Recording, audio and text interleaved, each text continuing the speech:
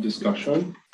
And then we have Jeff Contasal, who's the lead for Pillar 1, who will do the same. And then we have the first panel. And we have to leave the room at 4:30 exactly to catch a cab, otherwise we miss the reception. And there are cabs that are coming out. We should be 3-4 per car. And just one of you in the car pays the cab. Don't worry about it because it's the same account, right? You just submit so if you can carry the cost, just carry it for until you get paid back, right? But it's the same account. It's all paid by 21st century borders, so it's no big deal. Please. All of you, but for the UVic people, all of you have to sign that document. Your students, whoever has come, has to sign the document that I'm circulating now. I need your name in print and the signature on it for the accountant, because we're giving checks, right? Even though you're going to sign. Probably we don't need this. Yeah, they just want to make sure that everybody's in the room. So we start in 3 minutes.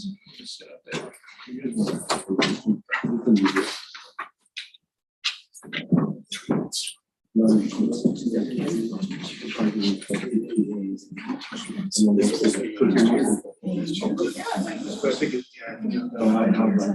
everything's good.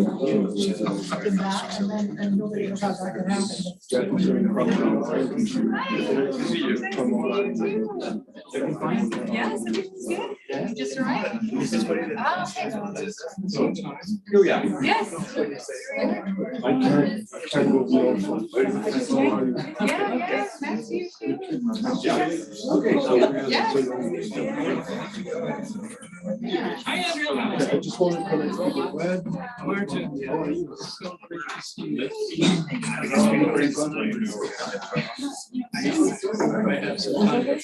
Yeah, I don't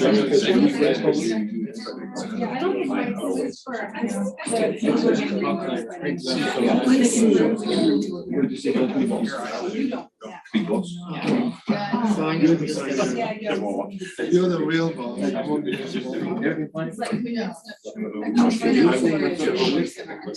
Until Friday, until Thursday. Yeah, we have to.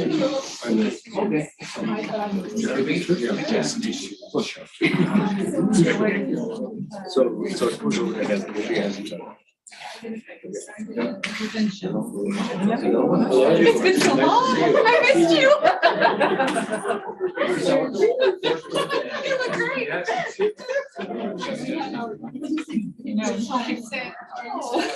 It's the more. It's the more. Hi. Good to see you.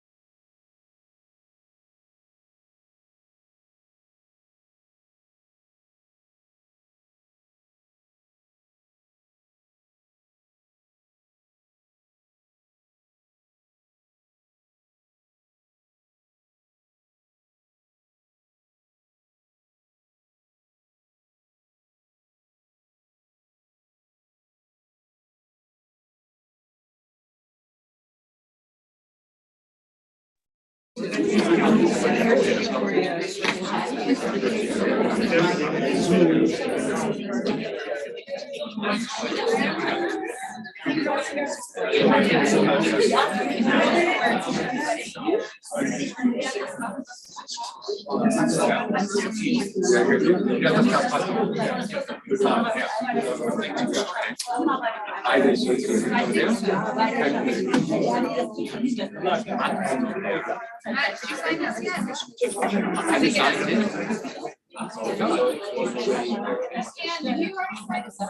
guys already did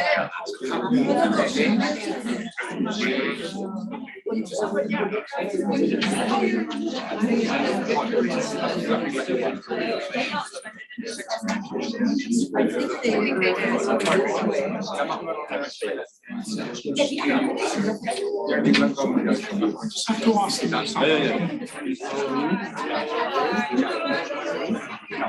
Okay,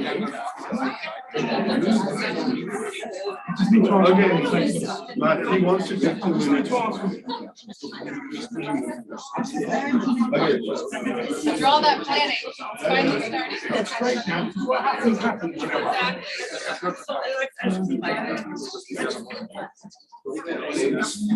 Good afternoon, everybody. I just need to ask you a technical question. All of this afternoon's organisation is Emmanuel. It's got nothing to do with me apart from the room. I just need to know, does everyone intend to go on from here to the reception, or there's some people who aren't going? You're not? Just one person? Okay, 2. We're the only ones. So there are about, how many people? About 40. So what we're going to do is Eilat is going to order 10 taxis to be here at 4:30, which means even if you're in the middle of a session, 4:30, you get up and leave, whatever they tell you. And every 4 of you will take a taxi together, okay? She just wants to know how many taxis to order. So I think about 10 will be about right. And could you remind us, where do we go exactly? So, What should we tell the taxi driver? no, they'll know, they'll know. Okay, right. It's still Village Beach. Why? Somebody, Okay, let's do 11 taxis. Okay, so, Take a count. and I've also got a car which can take 2, 3, 4 people. Oh, yeah, no, so we're okay, and there are 11 cars, 10 taxis plus 1. Okay, so we'll order 10 for now. If we need to, we can order another one, take a few minutes to come. Okay, nice to see you. Welcome, everyone, to the beginning of the 21st Century Borders. I'm Matt Morrison, Executive Director of the Pacific Northwest Economic Region, we call PNWER, out in the Pacific Northwest, 5 states, 5 provinces. I'm representing here the Practitioners Advisory Board with Martin, and I'm just really excited. I think there couldn't be a more important time for scholars to be gathering to look at borders. And I say that with all sincerity. It's a really very moving for me that you're here and that we can focus this session on the future. So with that, I'll turn it over to Emmanuel, and Emmanuel, thank you so much. Thank you. Thank you all for coming. I give you money to come, but I'm expected. I expected fewer people to actually show up. So I'm really delighted to see that, the big family is here. And I mean the big family, the Borders and Globalization family. It's a huge trip. It's far. I know the conference was a big attraction, and that's kind of, that's also why I thought it would be nice to have a workshop that would run as a shoulder of the conference, where we could discuss day or session after session, basically what we're going to do together for the next 5 years, probably even 6 years, right? Because with SHIRC, I applied for 7 years to have funding for 7 years, but we can extend by a year or a year and a half fairly easily, which is what we did on the previous grant. So the way that the day goes is I would like to discuss the grant proposal very briefly with you, like the big themes and stuff like this. And that's, in my mind, that's kind of the foundation. Some of you are going to see this, or you've read the documents and you will think that, it's not innovative enough, whatever. I want to be very clear on this. If you think that the hypotheses in the grant are not interesting, you should step out. I'm really blunt, I know, but it's gone through 8 blind reviews. I worked almost 2.5 years on this, and we have lots of money to share. We can do all kind of really fun things, but we cannot change the 2 pillars. We have to work within them. But within this framework, I would like us to discuss, and that's why we have these 9 panels, right? I would like us to discuss what we can do within these 2 pillars over the next 9 sessions, the next 3 days, plus obviously on the bus on Wednesday and so on and so forth. And that's the idea. We are making basically the grant happen when we are starting a discussion like this, right? It's kind of a strategic discussion without actually really looking at the strategy. It's just a way that every one of you, because you're creative, because you have your own ideas, you have your own knowledge, you have your own interests, your own methodologies, you can basically adapt and find some ways to make those different pods that we've created, right? The different areas of research that we created with Borders and Globalization work together. Most of you in the room are formally part of BIG. There are a few people who are not formally part of BIG, but you know, the contractualization is not closed. And I have to add this, I lost Stephanie at the end of December because she became the assistant to the vice president engagement at the University of Alberta. And that's a well-paid job with all the perks that UVic doesn't offer. But I had 12 candidates for the job, and we have done a short list. We have 6 that we're going to interview when I go back to Victoria. And Nicole has taken kind of the flag helping me, so things are going to work out this way. So this is why we're together. I thought it would be very important to basically discuss the grant and think, you know, kind of how you write your own contribution to this grant over the next few years, knowing that a little bit like cats, academics always do one thing and then suddenly they have another interest and it's impossible to actually organize things very well. BIG was very successful, so I'm going to start with that. I'm going to start with the money piece and then discuss BIG. And then I'll go through the 2 pillars and go a little bit more in depth on pillar 2. And then we have Jeff Contassel, who's going to come and discuss pillar 1.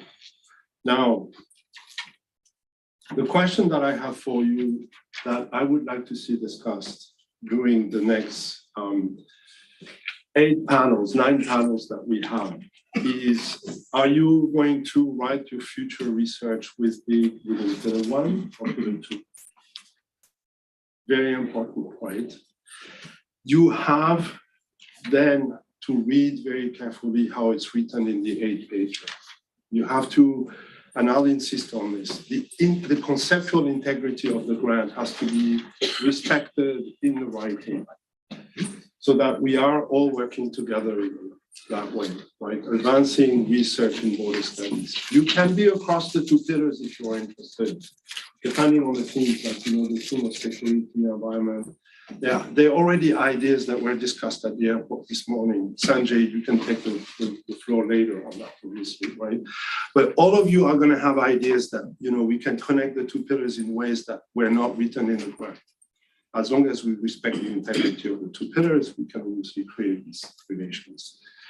And so I don't think we can resolve everything today, but I think that by the end of the conference, everybody, and I mean, you know, by Thursday night, everybody will have their own personal idea how you can contribute and how we can basically start working for the next 6-7 years, well, 5-6 years on publications and training and so on and so forth. Okay, so that's just to start. So we have 3 hours, and we have myself and then Jeff, and then we have the first panel that Christian led with his team, and where we can start discussing border security issues from different perspectives. So I'll start, I want to start with this. So the first thing is this, the money issue. I will send you this slide so you don't need to write it, but there is a link at UVic for this form, which you have to fill up. And it's important to know that people who are from outside of Europe and the Middle East get 1,600 Canadian dollars. But you have to send us all of your expenses, right? So we know how much you spent. If you spent $2,500 to come, we need to know you spent $2,500. And then we pay you back $1,600, right, for sure. And then the Europeans, you get $1,200. Okay, and the form, and if you need help, Jen Swift, that's the email you can write her. Copy Big Manager every time. Right, so when you submit your expenses, that way it's standardized, it's easy. You also need to sign these documents, so I know that you were here. Everybody should sign it. It's part of the email. Now, Borders in Globalization, the previous grant ended up, you'll see, by 2023, we will have published 15 books, 8 special issues of journals, and overall it's 109 papers or book chapters. So I think, you know, when I submitted, I suggested that we do 80 reports and possibly half of that number of articles. So we have done way more than I ever dreamt of. So the big program was quite successful that way. And these are the numbers that Nicole has collected. Oh, what I need to add is that I am not counting papers who have been done under the label big, but do not acknowledge the grant number or the Borders in Globalization program. And there are a number of colleagues who have not been very careful. Nicole has documented all of this very carefully, and we're finishing the report this year. So we're going to be publishing this with, you know, summaries of every single area, so the 6 areas that we started working on, and so on and so forth. And here you have some of the numbers. Look at the amount of money that we spent on students. We had declared that we would train maybe 80 students. We trained more than 200. So it's, as a network impact, it's been quite significant. And I have some colleagues, inspectors, thank you, who have been very strong. Victor is one of them, right? Very, very strong contribution in terms of student training, like surprising, because it's not always a relationship to the money that a university receives or something like this. It's also that, you know, you have a system that helps and so on and so forth. So that's why we have this incredible number. And as of today, we have 11 books published, but we have a few more that, you know, are not there. For instance, the book that is coming next year by Christian, and so on and so forth. We had 11 summer school, we're gonna have more. We have the total budget. We have the number of participants in open online courses, the followers, so on and so forth. What surprised me is the number of YouTube clicks, right? 11,000 people are looking at our small videos. I don't know if you remember when we did the Ottawa conference, almost every single people who were there, every single colleague, we did a 2-minute snapshot, 5 minutes for some of them. That's extremely successful. It's used in classes everywhere. That's why you have this crazy number. So we can do the same, obviously, with the new grant, right? And that's kind of the idea I have here. Now, just very briefly, let me put this full screen. The new grant. We have 15 non-academic partners. It's a big deal because we need to work with all of them. We have Pillar 1 partners and Pillar 2 partners. We have basically indigenous communities that are working with us, and we have organizations like Pacific Northwest Economic Region, MOD, the AEBR, the Association of European Border Regions, and many others, Time, you know, and so on and so forth. So we have quite a few partnerships outside the grant, the World Customer Organization, I don't name them all, but you have them here on the list. And one of my concerns, and I'll show you in the detail at the end of the presentation where we're standing there too, but one of the things is that it's actually very interesting from a research perspective to engage with policymakers, but it's also, difficult work. It takes time. You have to work with them. You have to understand what their priorities are, and so on and so forth. So I need everybody's help there, and I know when you're driven academics and you really want to publish top-notch research, sometimes you don't have time for policy engagement. But with this grant, it's actually quite important that we try to do this first.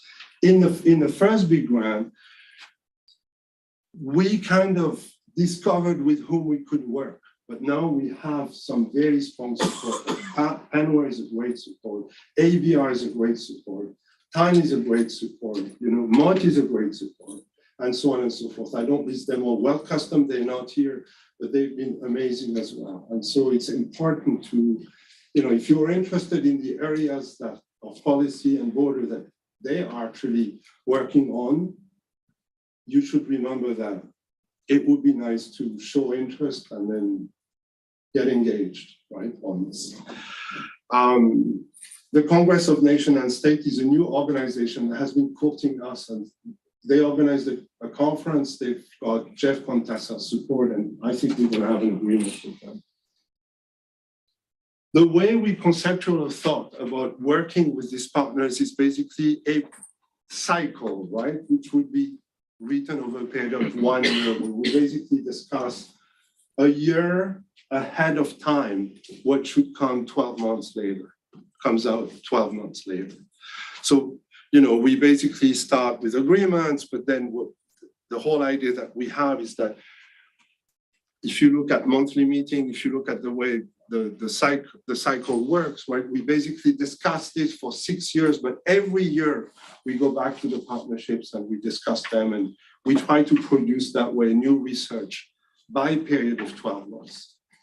And the funding, the grants that are available for researchers, for students, for instance, MA students, we have, I think, 15 Canadian dollars. For PhD, it's $18,000 and so on and so forth. The idea behind all of this is that you are able to have a student with you and we fund it for that duration of time. So when we do the partnership and when we write this on paper, that's basically what guides my rationale and should guide yours. So we can always make amendments, but that's the way we see this. Now, I just want to go into the two pillars a little bit. When we finished Borders and Globalization, I had a sense that we had been able to establish that more and more states, at least in the Western world, because of diplomatic relations, because of bureaucratic capacity, because of financial capacity, because of technology, were able to basically organize bordering processes beyond their territorial border, right? They are able to pre-clear individuals and goods thousands of kilometers away from the territory of the state, the territoriality.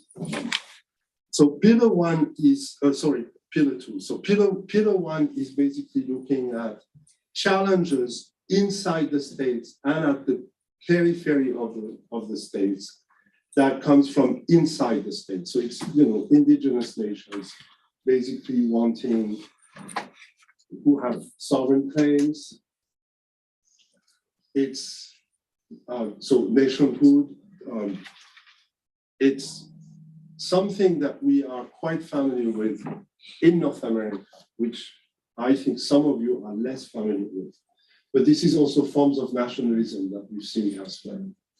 Now, I have colleagues who have these issues, but probably don't formulate them this way outside of the Western world, like India, China, Brazil, right? There are lots of indigenous claims. There are lots of smaller nations, language, culture that are challenging in borderlands, that are sometimes in very difficult relations with their central states.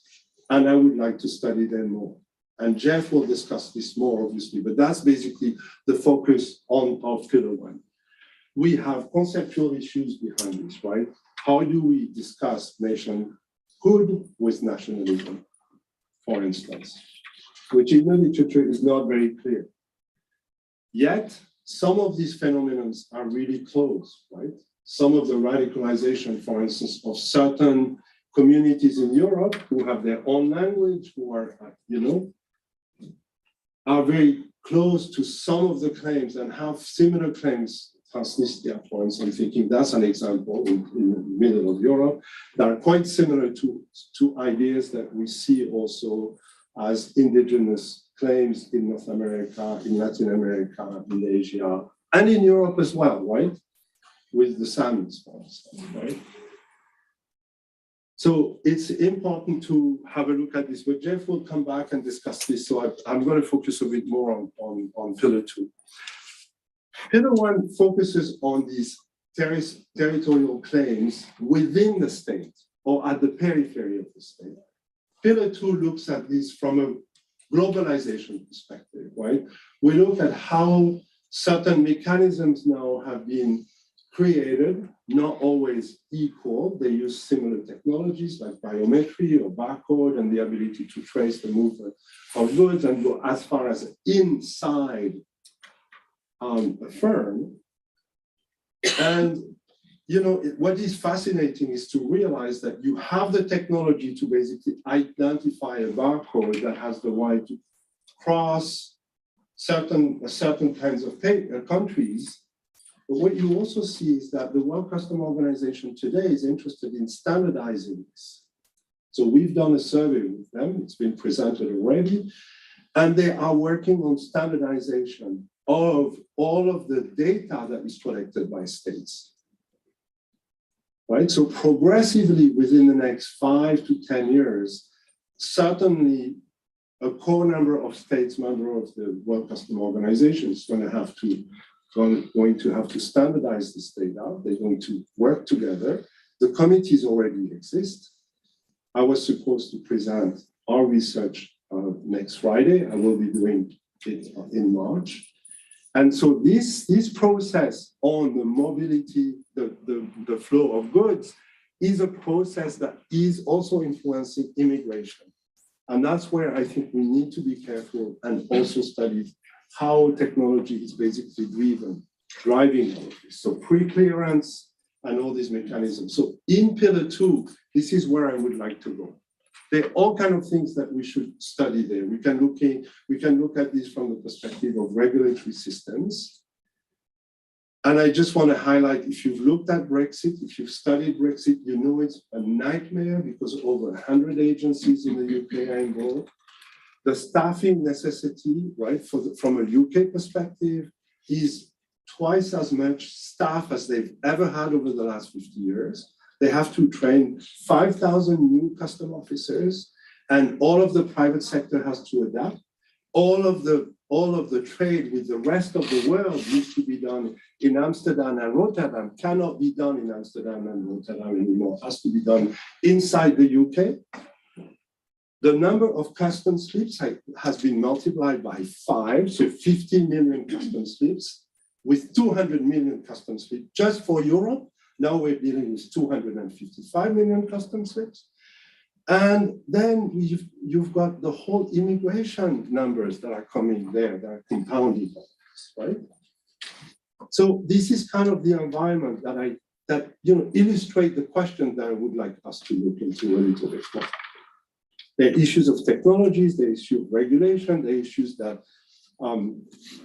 as Sanjay was saying to me, we should also look at the post-COVID. Right? What are the medical ideas that states have started to use, like the new passports and so on and so forth? Where is this all going? So this is kind of the way I see two areas of studies that are going in different directions, right? But obviously they're links. Security is a big link. I think regulatory mechanisms, whether it's private sector or public sector regulations, that's another area that we should connect all of this, right? According to Simon Dalby, who's still working with us, he's not here because he doesn't like to travel and he's retired, but Simon was saying to me, for the environment, we have the same issues. And you probably have ideas how we can go a bit further. So I just want to detail this a bit more. On the issues of self-determination, I'll let Jeff, and I shared all of this with Jeff last night. So he's fully aware of the fact that, I say, first self-determination, nationalist movements internal regulatory systems, right? You have lots of states where the problem of the, if you want, self-determination and nationhood claims are disconnected from the legal systems that actually constrain them, right? There are no discussions. It's all regulated by police or military. It's quite violent. So how do you deal with, Kashmir and Jammu? How do you deal with peripheries of Brazil? How do you deal with the Samis if you can't actually? So the Europeans have this great thing is that they have a Charter of Human Rights that has been signed by all the states, and all EU regulations go back to the top of the pyramid. So that's one of the fundamental texts. They have a number of treaties and so on and so forth. But most of the states are not even looking at this. So it creates really all kind of disruptions that are quite impossible to resolve, right? And we have, I'm thinking, I was talking to Everett about this at lunch, the India-Bangladesh case, 150, the name just escaped me. Enclaves. Enclaves, 155, 53 enclaves, right? How do you resolve this? Right? So no wonder people get shot. No wonder you have fences. The states can't even talk to each other. On the Pakistan-India border, you've got, 600 or 700 kilometers of ditch, and then shoot to kill with fencing and lights. And there are NGOs that collect the number of deaths per day. I mean, right, we have lots of material that we can use to do this, right? The local people who speak, dialect of Punjabi and so on and so forth, or dialect of Jammu, and they don't know this stuff. They have ancestral relations across the boundary line. They used to live in that huge watershed that, is Punjab, basically divided by their boundary line. They never thought about this. They're uneducated, most of them, right? The educated ones have moved away and live in the big cities now.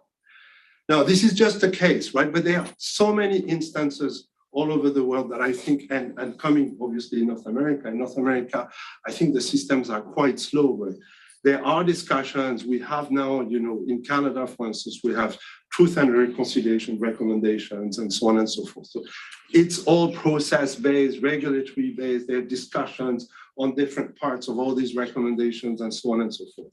But it's not the case everywhere. So it's important to kind of do comparative policy relevant research there, right? Jeff will come back to this and talk more. Now, the part that I think is really kind of the part I would like to supervise is the pillar 2, and it's all about these mobile borders. Is how do states basically are creating these processes where they partner, right? You cross the border. When you come back to Canada, you're in Brussels. I saw this like in December. Somebody was refused entry on the plane. And the agent was saying, I can't get you on the plane. I'm sorry, my computer, I'm not giving you the right to get on the plane. And that's it. It's pre-clearance.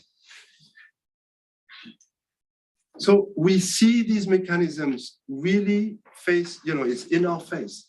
We have biometry. When you have biometric passports, you come in and outside of Europe, you don't even realize it, right? And soon enough, we may not even need passports, but the pre-clearance system will be there.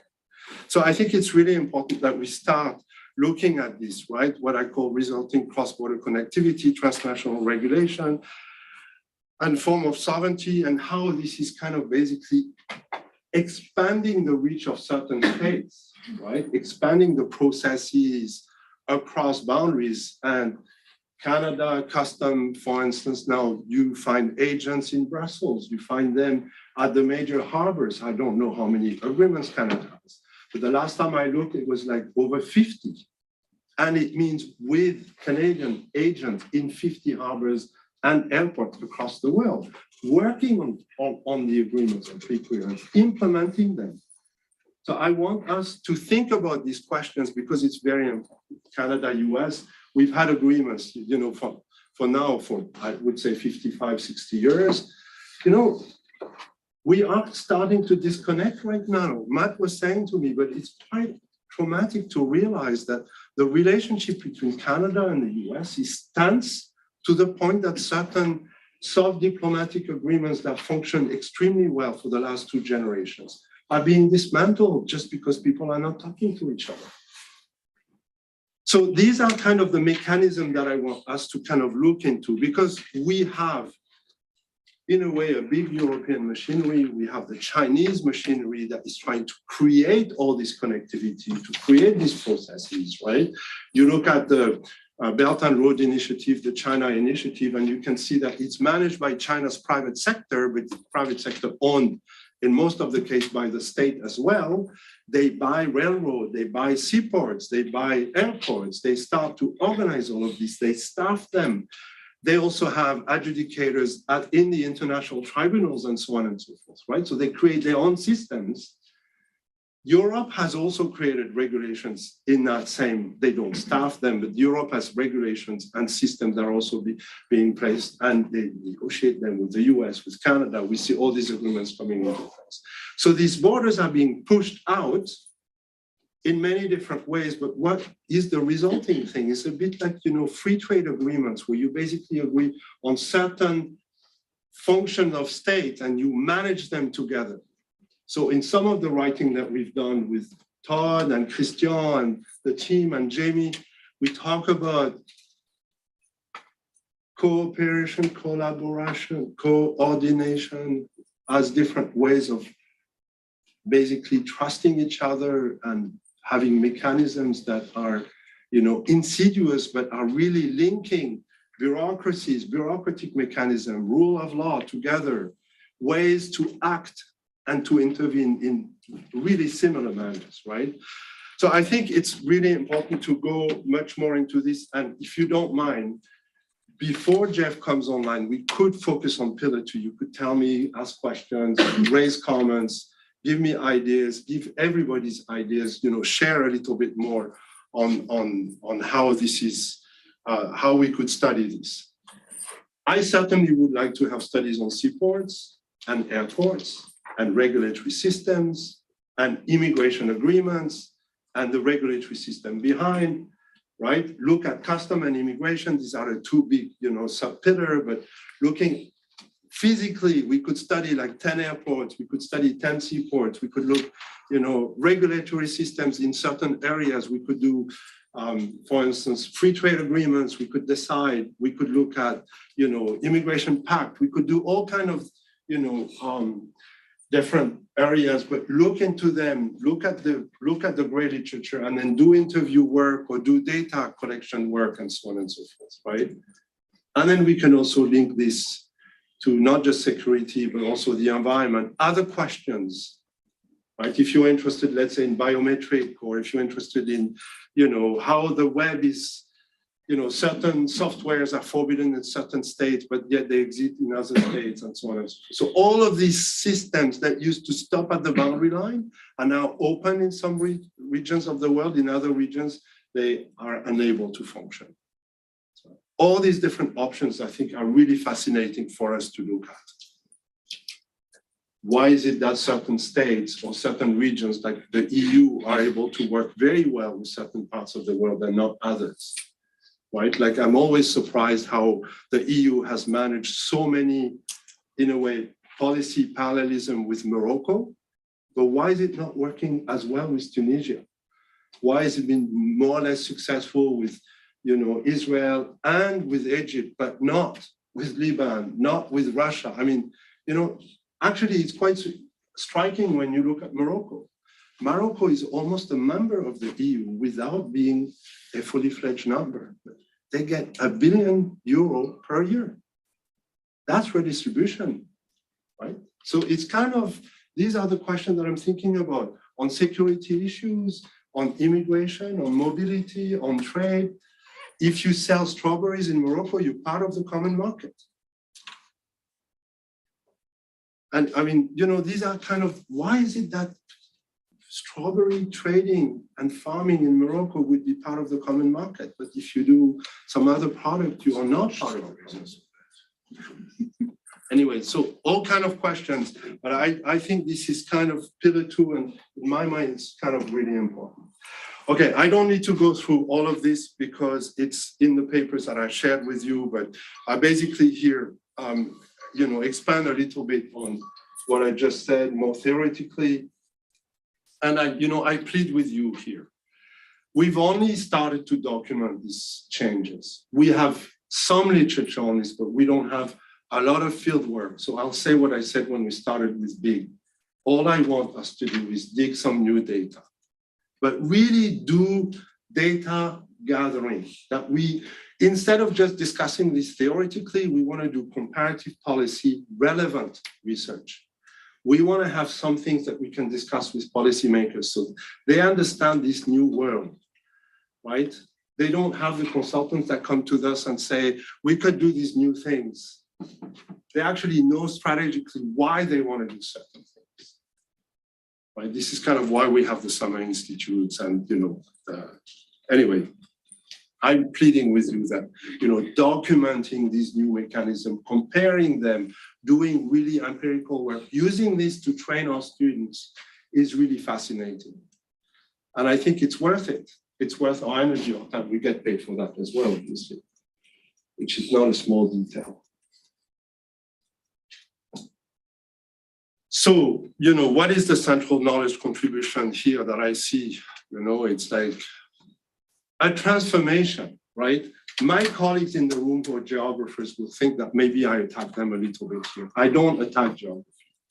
What I'm saying is that we have a geography that looks at states when we do geopolitics, and we need to think beyond the territoriality. That's all I'm saying. So the territorial trap is kind of something that we actually have to kind of pick at and try to think beyond the territorial trap.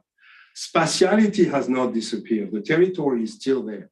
But states are partnering in different ways and multiple ways that go beyond the state. And that we have to recognize. We have to do research to understand how it's happening and why it's happening. In some regions of the world, it's very successful. In others, it's not. And I really would like to understand why, right? So I write this like, document how changes increasingly challenge the territoriality. We started doing this with big. Now I think we can go beyond. We can really look at connectivity issues. We can really look at technological issues. We can look at, the collaboration around regulation, the alignment of regulation, and so on and so forth, right? Why is it that Canada and the EU are able to align on so many policies and the US and the EU are unable to do this? I don't know. This is, why are there committees that meet now basically every month between Ottawa and the EU, and then the US has a difficult relationship here? I don't know. But I think we should look at the implication, right? Okay. So some of these borders, and I'll just stop with this, to document how these new invisible borders may also contribute to closing the. So the whole issue is that if I have some of you that are interested in, the web, can you program in Python and look at Twitter and Facebook, and can you start doing, looking at connection through Google and all this stuff? These are areas that are moving really fast. And I think it would be really interesting to look at how they close certain culture, but also open others, right? Just the way they're closing certain regions to security and opening others. Right? Free flow of trade, and then we close Britain completely out of the EU, and nobody had seen it forthcoming, right? And then everybody's upset about it.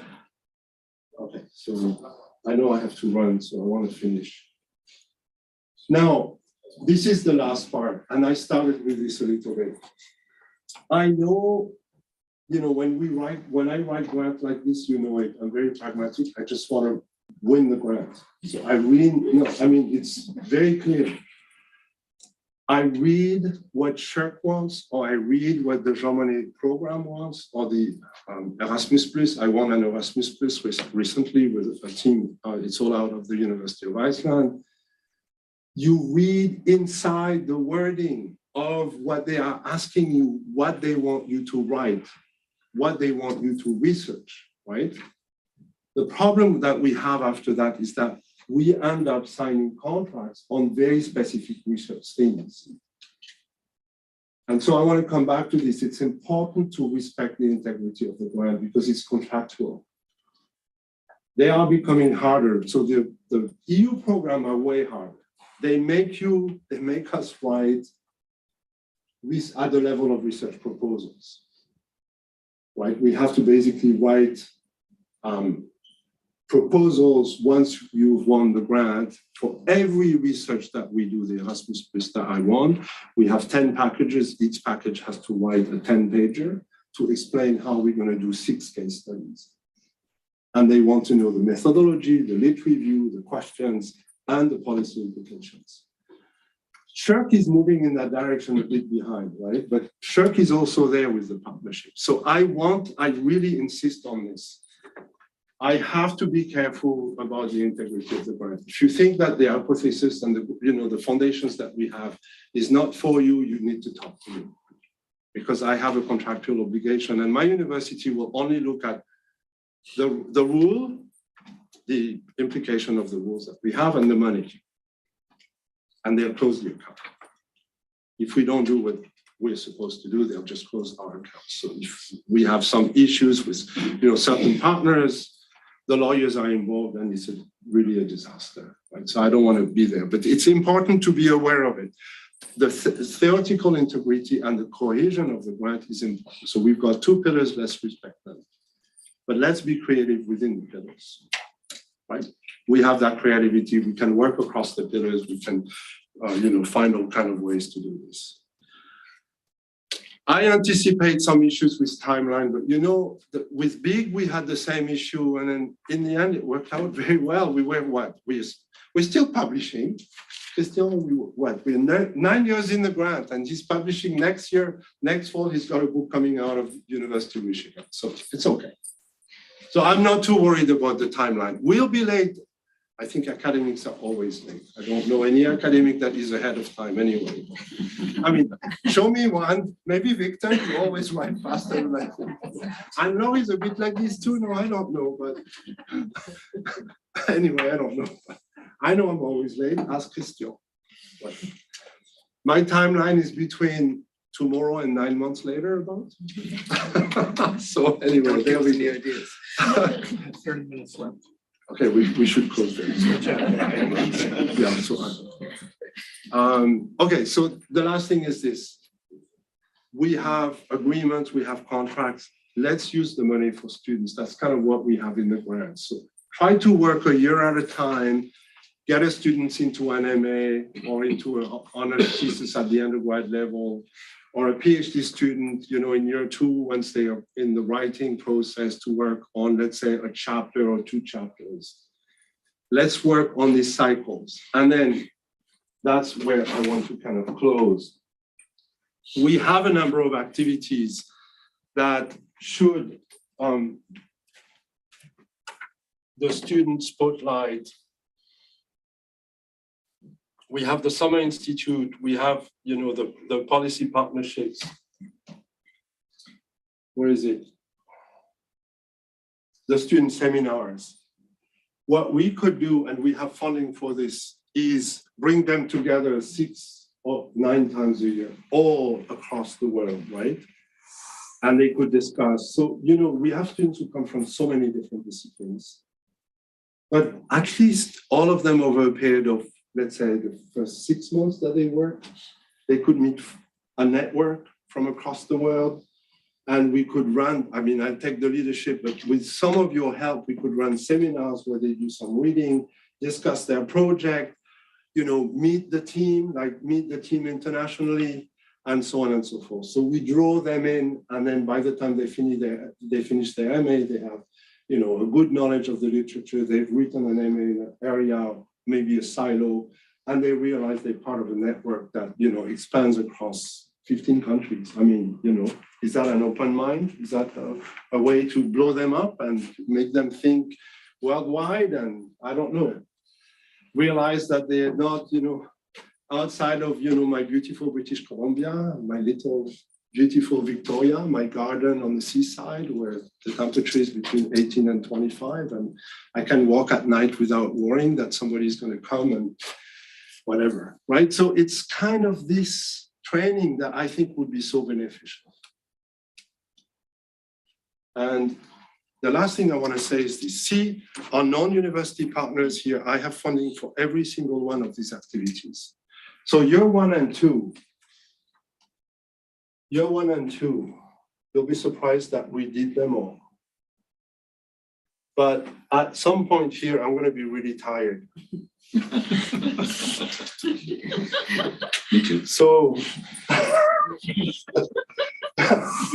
you're actually one of the ones who tell me, okay, Maria, next year we do, what do we do next year? This year we did Whatever. education across border. Next year we do Labor market. labor market. I don't know, Matt, I'm not going with you, but so well custom, they ask us data. We did that big study, right? We looked at standard of data gathering across. And we did 80 states during the summer, and nobody could believe that we'd done 80 states. And now they said, we don't need it anymore. We just want you to come and give us the presentation and show us where it overlaps so we can have the discussions.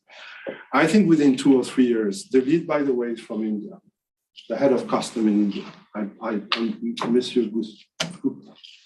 Anyway, I'll share the information, but it's an international team, and they are going to create recommendations for all the states to standardize around very specific so that they can create worldwide database to help the states basically, you know how custom work, right? They have huge national databases right now, and they look at error in the trade flow around very specific number.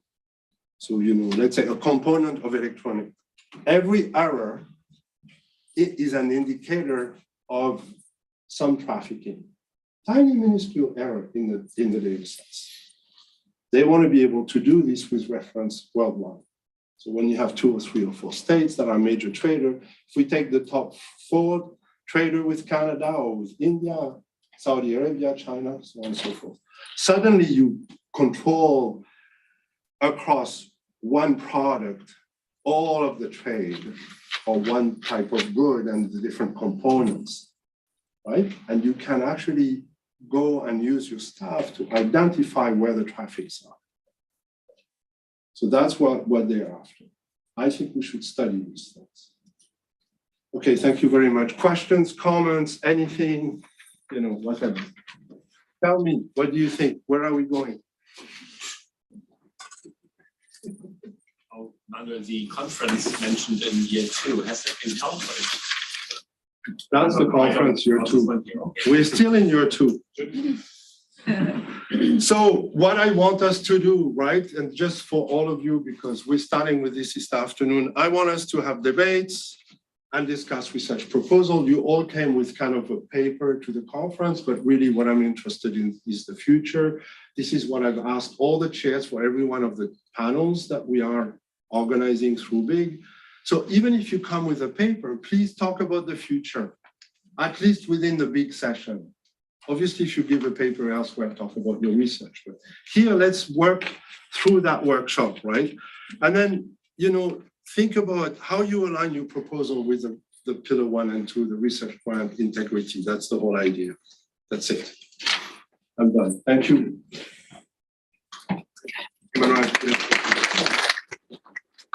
Workshop. We're not here to.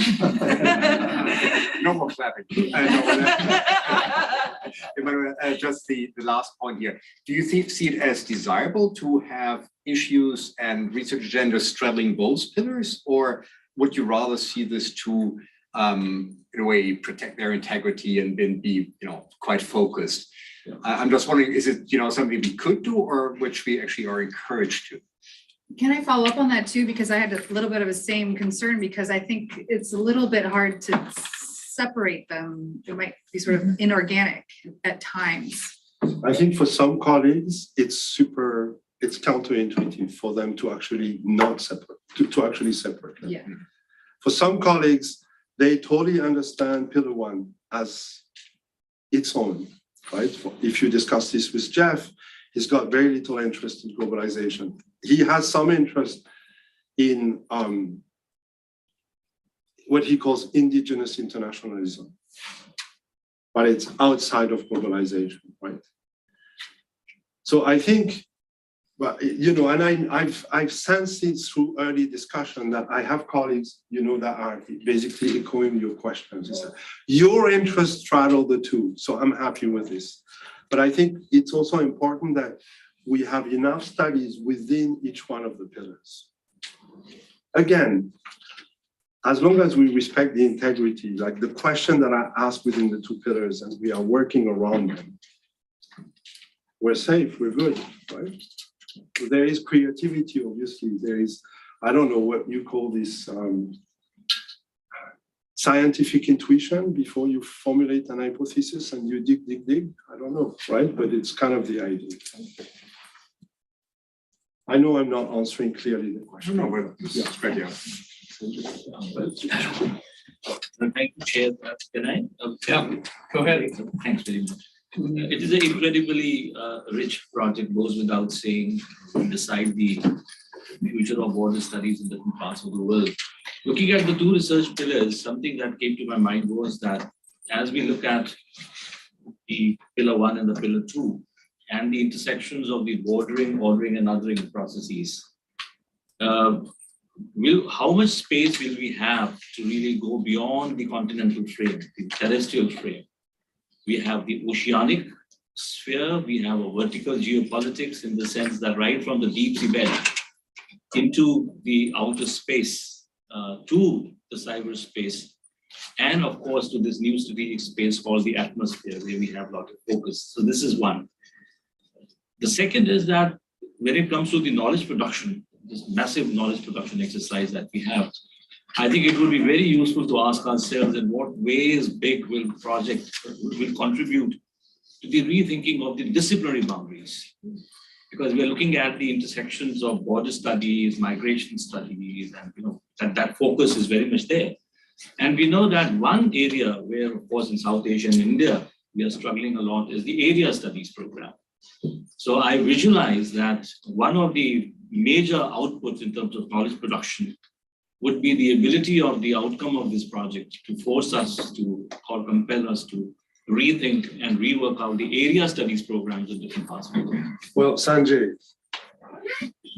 I totally agree. The question is great. The illustration of my answer is we study nationalism. We have a well-known literature. What about nationhood? How is it related conceptually? Show me a book that brings these two literatures and has actually gone beyond.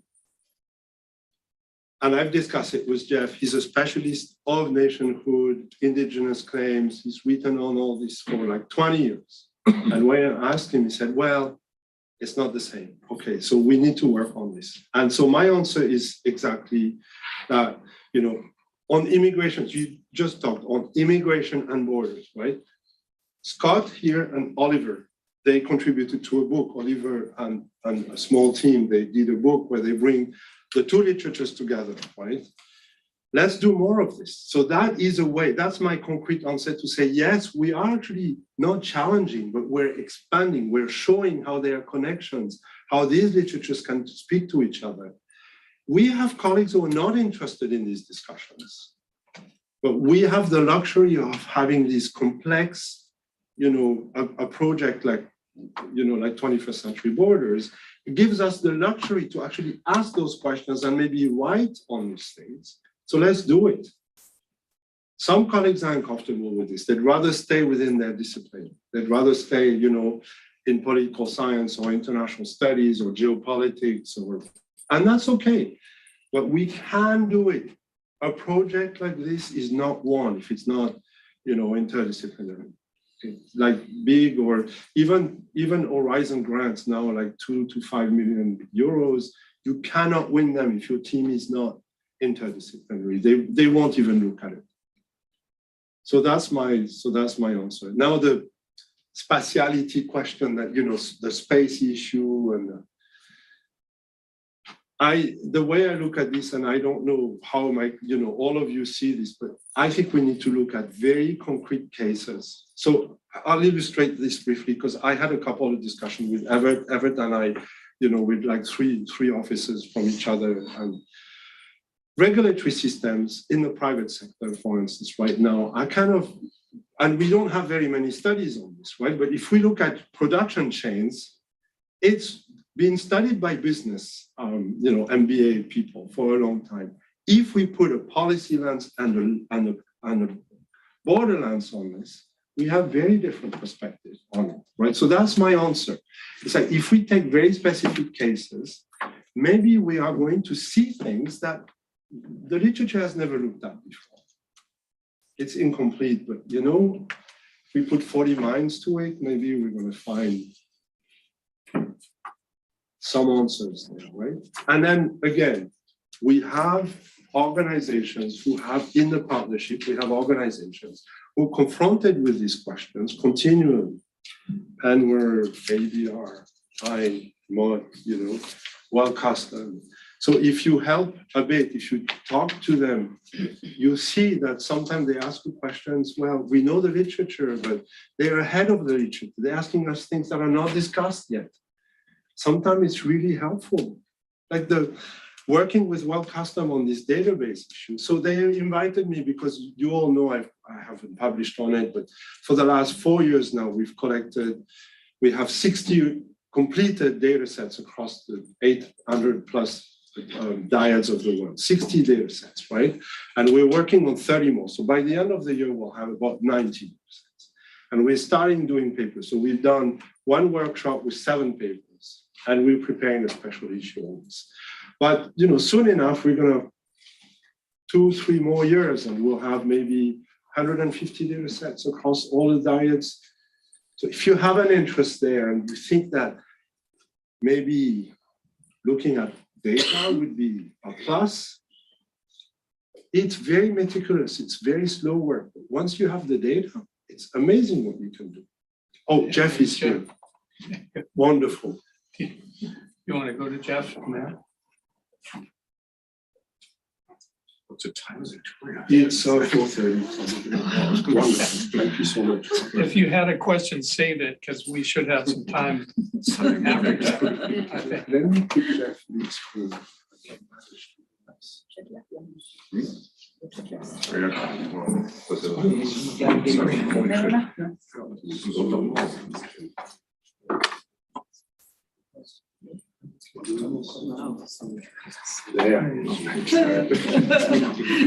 Okay, Jeff, can you speak so we know that we can hear you?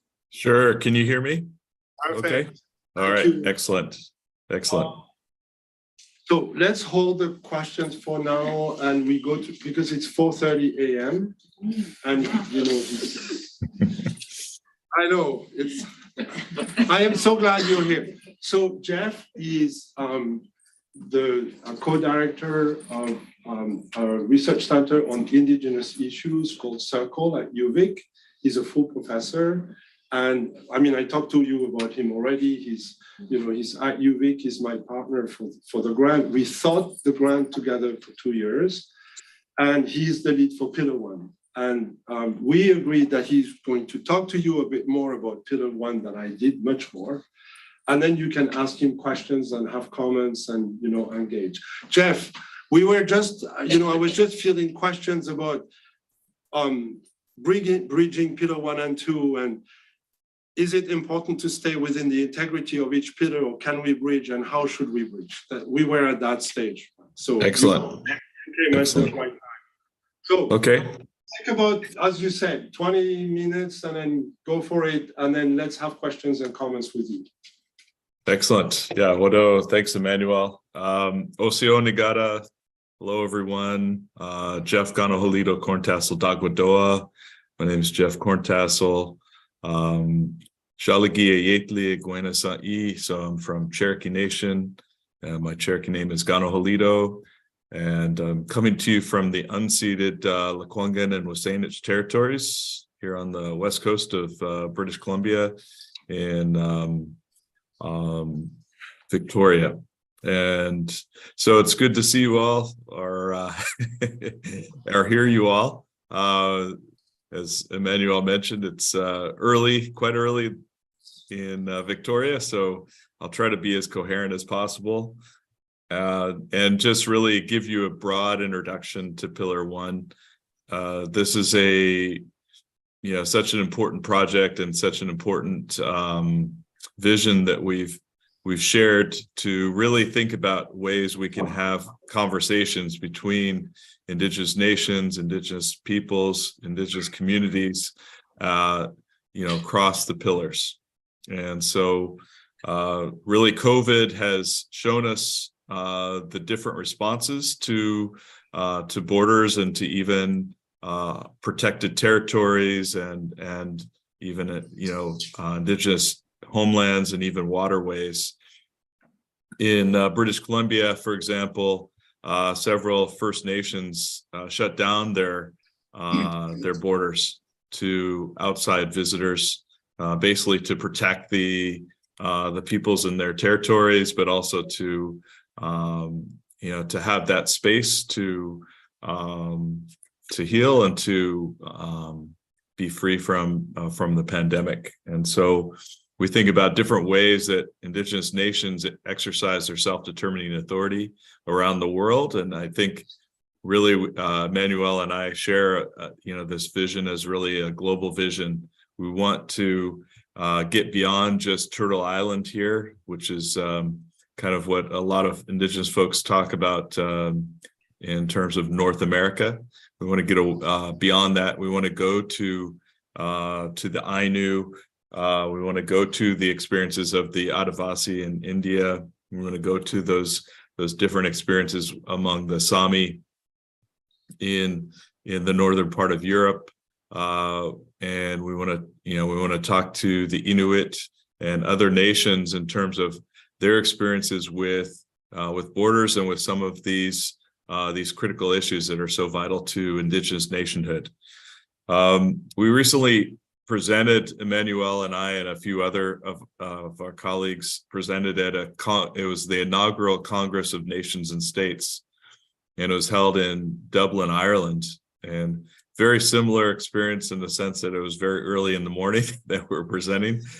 But I think that encapsulates the spirit of that conference encapsulates what we're trying to do with this project, and that the goal of that inaugural conference was to have conversations, deeper conversations between Indigenous nations and even other nations that don't have statehood with state governments around maybe differing conceptions of borders, differing conceptions of what nationhood entails, different conceptions even around what international entails. And so our conversation was really around the policies of states and how sometimes they conflict. When we think about Indigenous nations, over 70% of the nations in the world today that are without states cross state borders, right? So we think about how those state borders were drawn oftentimes in a colonial way across and with little regard for Indigenous nations. And so, what are the implications policy-wise, but also what are the implications in terms of future resurgence of Indigenous peoples? The 7 areas, I'm going to give you a kind of rundown of the 7 areas broadly that we're covering with Pillar 1, and we have a team of Indigenous scholars that we've been working with. We're just starting to kind of get off the ground with it, and we're growing each day in terms of the different organizations and different possibilities for collaboration that are emerging with groups like the Nationhood Council House and even the Center for World Indigenous Studies, which is run by Rudy Reiser out in the Pacific Northwest. So, these areas include examining new and old trade networks. So Indigenous trade networks, often called out here the Grease Trail, because it followed the Ulukan, which is a very important fish out here, but more importantly, it set up these deeper protocols and these deeper principles for engaging in trade. So what do those trade networks look like today that transcend state borders and that are vital to the future of Indigenous nations and peoples. This kind of segues into the second, broader area around food sovereignty and how food sovereignty is exercised across borders. When we think about salmon, who are such an important part of the food source out here, we could think about things like Quetlal or Camas. We can think about even in my territory or my homeland, we could think about deer, and we could think about other plants and other animals that don't adhere to state boundaries and state borders. And so how is food sovereignty practiced and enacted in meaningful ways by Indigenous nations today, and as part of an extension of their self-determining authority? A third kind of area broader area is new forms of solidarity or treaties. And one of the probably the most prominent examples has been the Buffalo Treaty of 2014, which was signed among Blackfoot nations that were both situated across the US and Canadian border. That was in 2014 that was first signed with 8 signatories, and that now has over 50 signatories. And a lot of these Indigenous nations that have signed on don't necessarily aren't adjacent to the Blackfoot nations, but have similar focus or similar aim to protect and honor that relationship. And so this treaty was formed by Indigenous peoples. States are allowed to be part of it. And so far, no states have signed on to this treaty, but it's really to enhance and basically inform the relationship that Indigenous peoples have with buffalo or bison. And so it's the first of its kind. It's really an important kind of breakthrough in the sense of thinking about treaties with Indigenous nations, and in this case, animal nations. But there are other treaties that are between Indigenous nations, that are between Indigenous peoples and other parts of the world. And so these are some important forms of solidarity that we want to look at throughout the course of this project.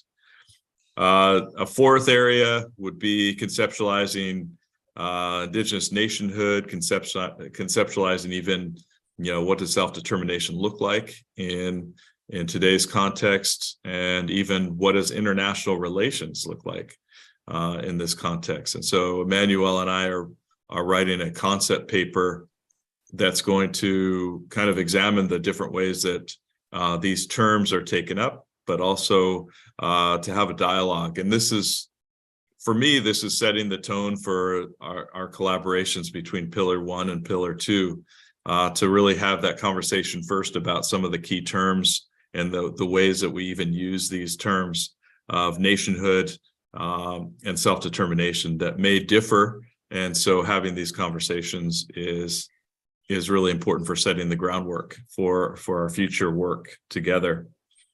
Fifth area would be climate action and rights of nature. I don't know if you've heard, and probably some of you are familiar with the rights of nature movement, but the Whanganui River, for example, in 2017 was recognized by the Maori, but also by the state of New Zealand, or Aotearoa, as having distinct rights of legal personhood. And so what do those rights entail when we're talking about transborder relations?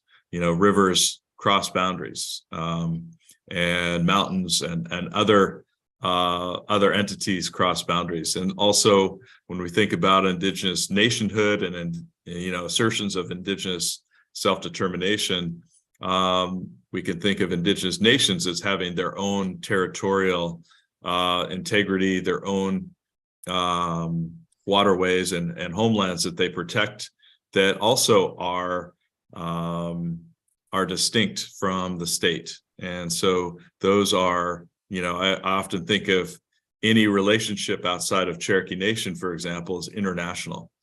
And so even though we're situated within the so-called United States, we're still engaging in international relations anytime we step outside or engage with, state policymakers. And so the rights of nature and climate action, of course, know no boundaries. And that's an important aspect of our work together.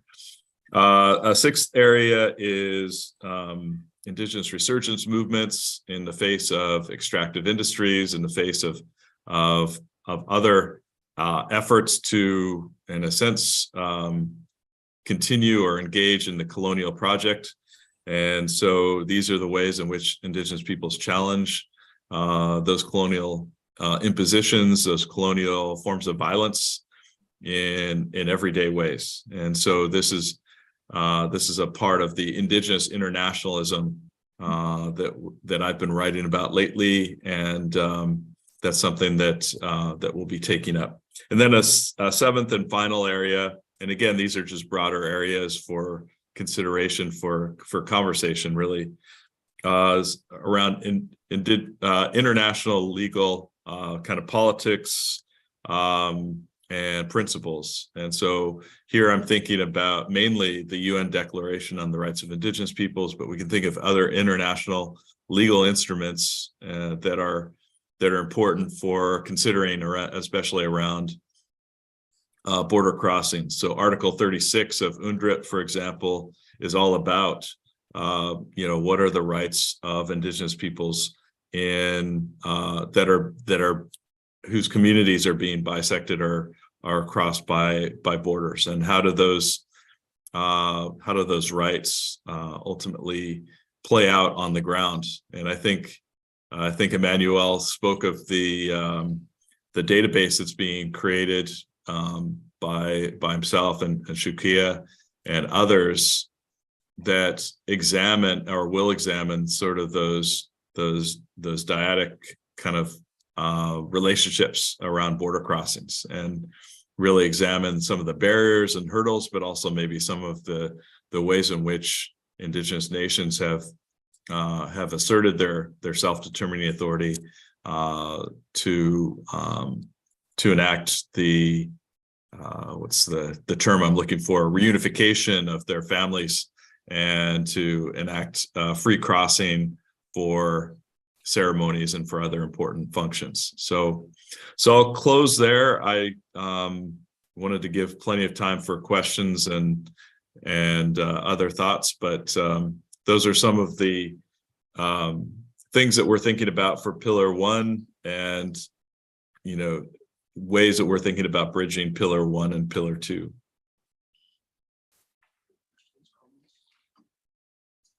Yeah. Any questions, comments?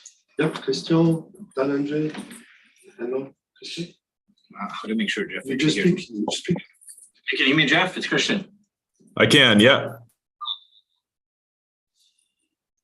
So there's competing assumptions in the propositions that underlie your presentation, right?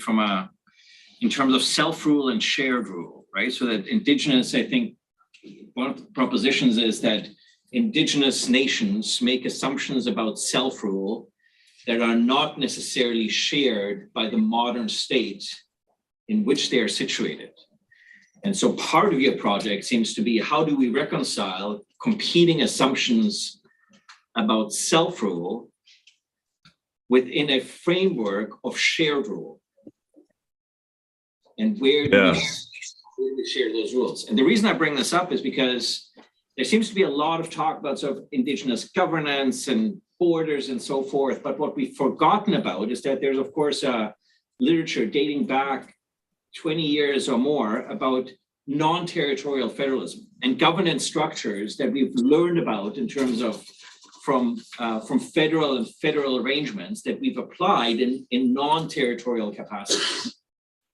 And to some extent, I think there's a lot of important work, what also Cheryl Lightfoot and so forth are doing on this. At the same time, I think I worry a bit to what extent we're reinventing some of the wheels that had already been solved from a governance perspective in sort of this non-territorial federal and multi-level governance frameworks. And so to what extent do you see the project that you are proposing departing from and innovating on that literature? And to what extent do you also see the project you're proposing helping us to reconcile what are these fundamentally different assumptions about self-rule and sovereignty within a new framework of shared rule?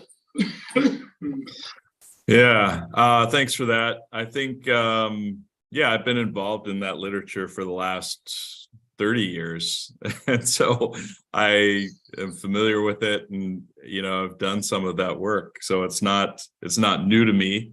And I don't think the rule has been shared in quite the way that has benefited indigenous peoples or nations. And so I don't think this has been resolved by any stretch, even with the literature, even with the you know, some of the work that's out there. So I don't pretend to think that we can resolve this with our project. And you know, we have, what we're doing is really positioning ourselves from the standpoint of indigenous nations, indigenous communities, in terms of the very real and daily lived realities that we're confronting, you know, on the border, that we're confronting on our territories. And we're not, in this sense, we're not, you know, we're pre-state entities, and we're, you know, we've, you know, Cherokee Nation, for example, has existed for 10,000 years or more. And, you know, you could have, you know, several other, you know, the 5,000 to 7,000 indigenous peoples and nations, you know, distinct indigenous nations across the world, you know, in over 77 different countries are really the models for self-determination. And so, you know, for each of those federal arrangements, or for each of those forms of shared rule, there's stories around it's, and I don't confine self-determination to self-rule, in the sense that it's more than just self-governance. It's the broader exercise of those ultimate, you know, I would say inherent rights and responsibilities that we have around trade, that we have around food sovereignty, that we have around even, you know, the revitalization of our languages, you know, our ceremonial lives, all of those things. And so, yeah, I think this pillar is really just an invitation to that conversation. We're not going to, you know, we're building on other works, certainly, that have gone before, but we're not trying to, and in that sense, we're not trying to reinvent anything, but we're also forging different areas that haven't been addressed by the literature around these very distinct areas, such as climate change, right? You know, how have forms of multi-level governance addressed climate change in a meaningful way, especially in terms of prioritizing indigenous ways of knowing and indigenous knowledge systems. So those are the kinds of questions that I'm interested in addressing with our group, but also across the pillars. So hopefully that answers your question. Yeah, Jeff, I'm glad that you mentioned Adivasis of India. You know, and if you look at the state narrative, the state believe that there's nothing like indigenous community in India. It's a post-colonial country. So because you are working on it, and also because there's a lot of protest from the side of the state, there's a strong resistance from the Indian state not to consider these people as an indigenous people, because there's nothing like indigenous community in a country like India. That's the position. How appropriate it is to study with the same lens that you are studying, or do we need a different kind of a lens to study the indigenous community in such a state like India, where there is a lot of, resistance, there's a lot of force, even on a scholar, not to use such a term. Yeah, thank you. I think I picked up most of that. I lost you a little bit, but for us, it's really, to give voice and to amplify some of these perspectives, these indigenous perspectives from around the world. So I think you're right. I think there's always points of comparison, but we don't want to make something kind of universalized or, approach it from a very narrow lens. So I think it would be really important to look at maybe particular case studies in the case of Adivasis. And I've always been, I know so little about some of the struggles there, but I do know, enough about, how that's been a challenge even around who is indigenous. And that continues throughout, especially around places like Thailand, for example, Myanmar,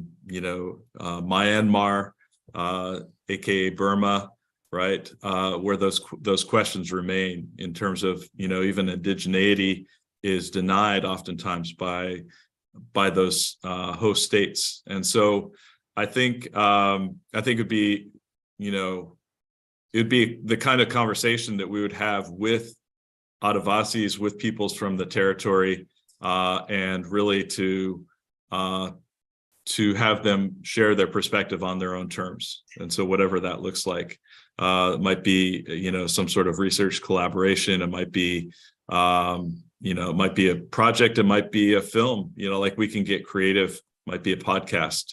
But to really dig deeper in terms of, what are some of the struggles that Adivasis have, and what are some things that we can draw from those struggles to really understand or better understand what self-determination looks like for them. Super. And we do have money for movies if we want to, right, in the grant. I put 50K and I partnered with an organization that could do this, so we could definitely do this. I think the third hand was Anwar. Speak up, Anwar. Yeah, I have two sets of questions. One to follow up the questions that were asked just before you got online. So one of them was, what about multidisciplinarity? And you started answering, but I would like to ask questions about national methodology, or the way that we always focus on defining borders through a literature that comes from our own country or from a state perspective, like nations defined by the state. So how far do we go into this pillar one, into a conceptual discussion of what borders mean for non-state actors or people or groups like indigenous groups that have a different notion of what a limit between different groups of people may be? And this is something we already discussed, but I think maybe this is timely now, big to discuss also literature on borders in India, in everywhere around the world, and have this very post-colonial approach to what it would be to define a border today. Okay, it's territorial, non-territorial, but what does it mean to be territorial, non-territorial, according to where you focus it from? So that's what my first set of questions. My second will be shorter. I was wondering if there would be space within this first pillar to consider no borders movement struggles against borders, not necessarily from indigenous people, but this notion of contesting and struggling against borders, which is some research that I've been engaging into right now. That's it. Excellent. Yeah. What? Thanks for that. So I think the first question, if I got that right, is the nature of kind of the interdisciplinary approaches that we can take to better understanding what borders might mean to indigenous nations and to indigenous peoples. And I think if I got that right. I think the way that we're approaching this is really from, the standpoint or the perspective of Indigenous peoples themselves. And so there is room for that conversation around even that can help inform our methodology. A methodology, for example, of storytelling would be important for bringing out those stories, bringing out those experiences of Indigenous peoples as they have those, at times confrontations with border crossing agents, having different experiences with denial of entry into your own territory, all of those things. So yeah, I think this is definitely an interdisciplinary approach. That's the way I approach this as well, and in my work. And so if I got your question right, I think that's the way I would respond to that. And then absolutely, I think we're also looking at ways. We have a partnership with Pacific Peoples Partnership. It's a little bit hard to say, but we have partnerships with other groups that are not necessarily Indigenous in their perspectives, but have unique perspectives. So we're looking at different forms of solidarity, for example, with LGBTQ plus communities,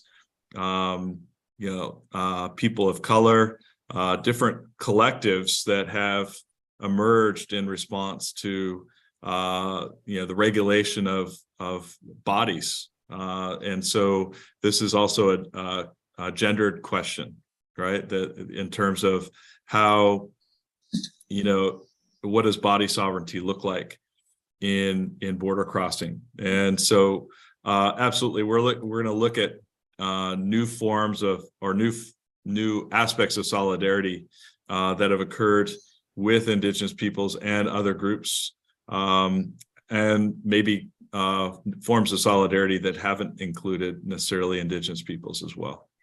So I hope that answers your question.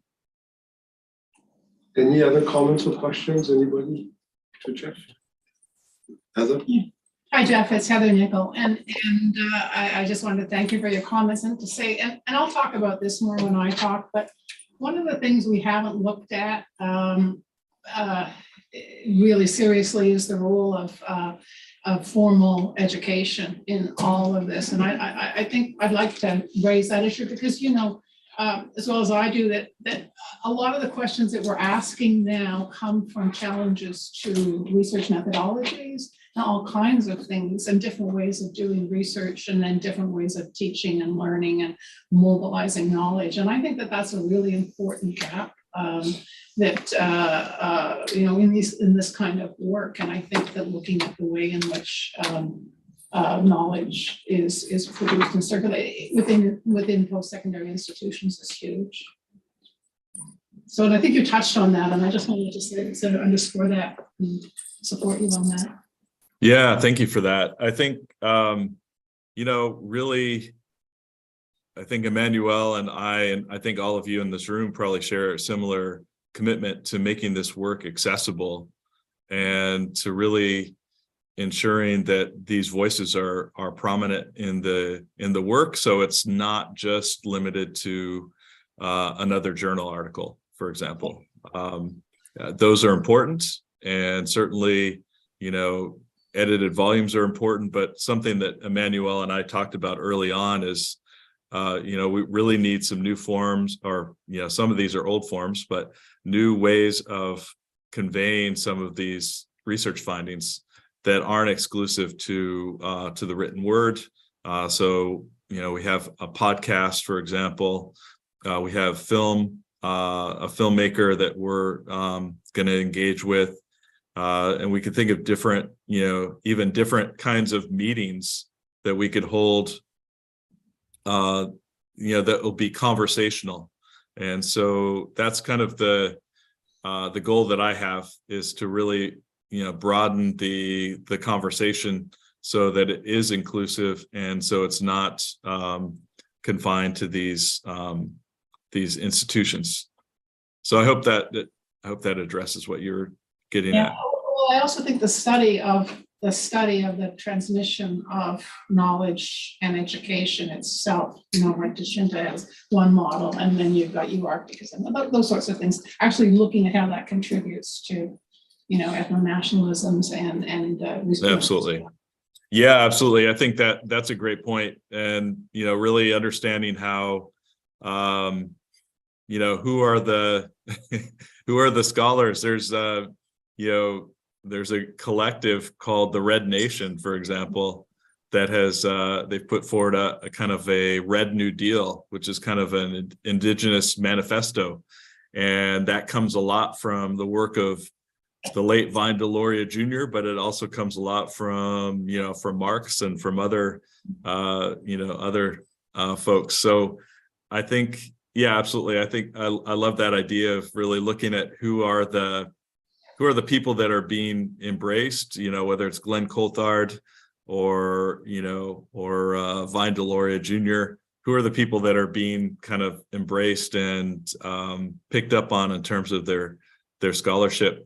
And how is that motivating maybe new forms for mobilizing indigenous peoples? So yeah, that's a great point. Well, Jeff, you've been amazingly articulate for 4 a.m. Yeah, that's well, thank you. Good job. I think we could take one more. Oh, is there another question? Sure. One last question for Jeff.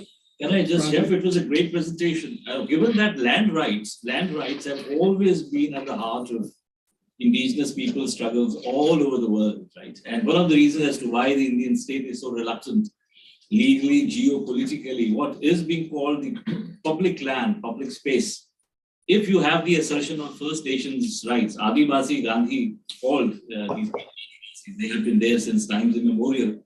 So my question is, methodologically, theoretically, and empirically, how do we capture the question of land rights and its intersection with the indigenous people's struggles in different parts of the world, given the overarching context of neoliberal globalization, which probably is going to stay, into the rest of the future ahead?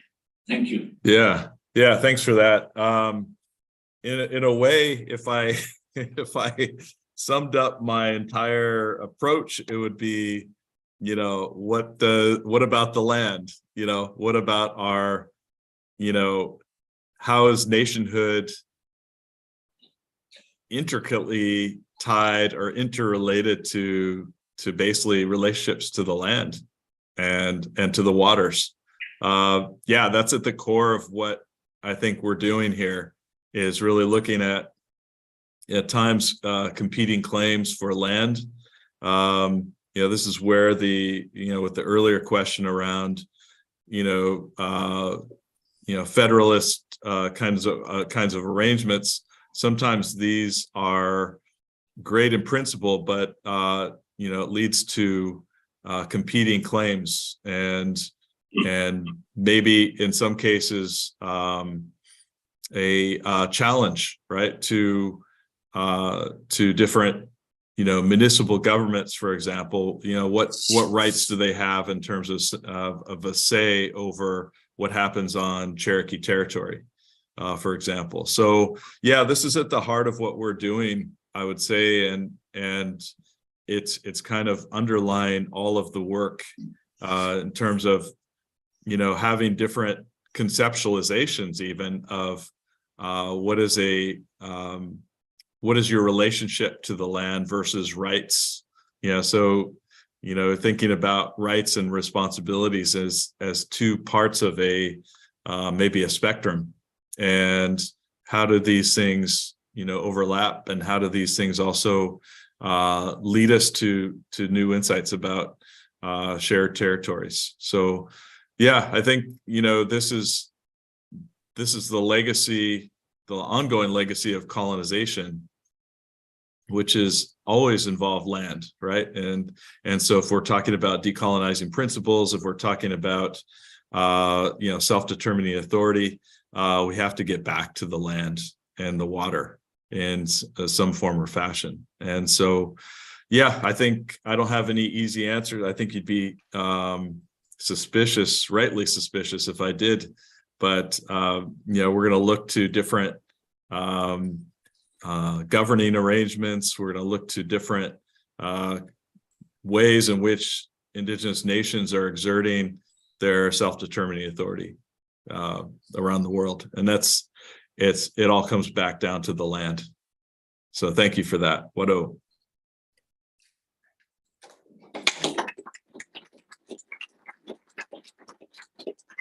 Okay, Jeff, we are going to, I want you to see me. I don't know. Can you see me if I come here?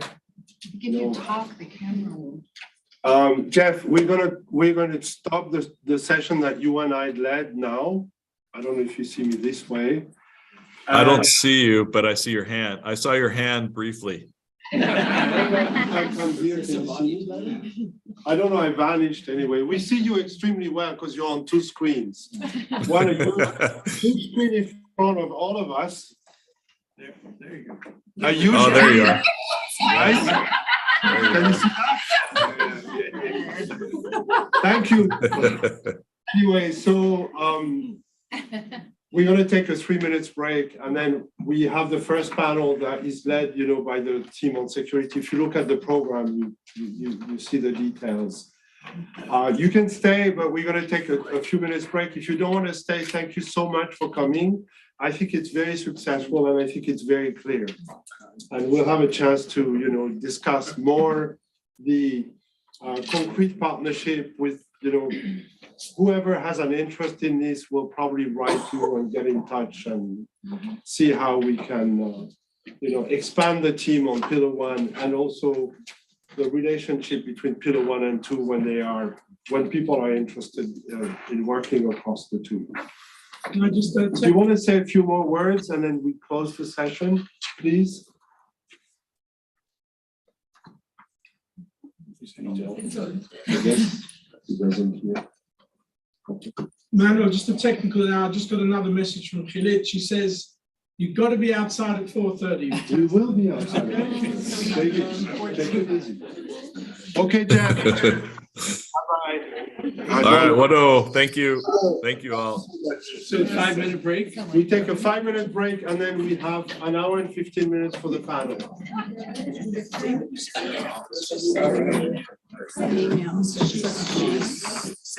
She didn't rush. It's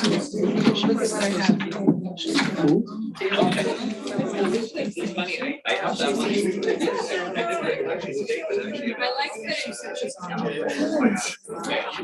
I'm gonna the bathroom. Let's take a break.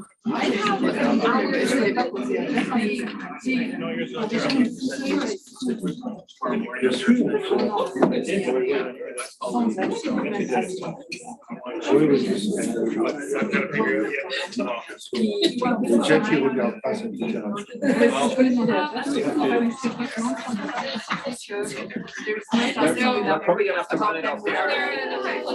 C'est ça qu'il a fait.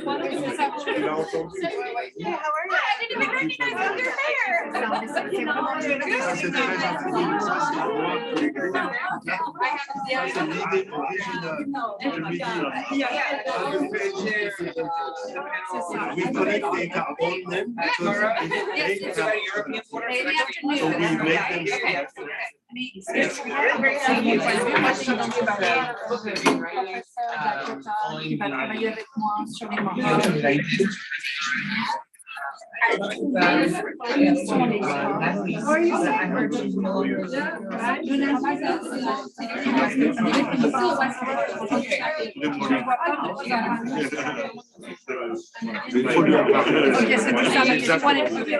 Tu lui en parles et tu lui dis voilà comment est-ce qu'il a le réseau, où est-ce que tu cherches le réseau. Je trouve que ça serait important de dire que, en nous, regarde, je me suis posé la question pour les parlants, c'est est-ce que c'est dangereux de livrer des questions autochtones?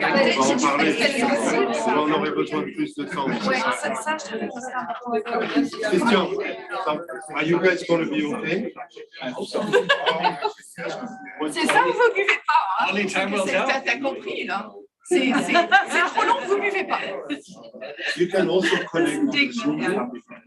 And then Ah oui, connect she said to- we're gonna- I don't know if you can have Zoom. I think you can connect on Zoom. Okay, good. And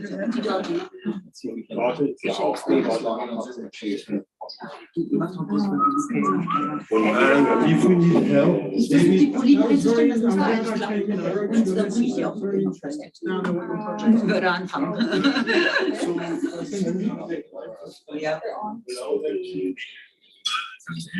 Perfect. Can you guys don't connect with your Be a timekeeper. Well, I think the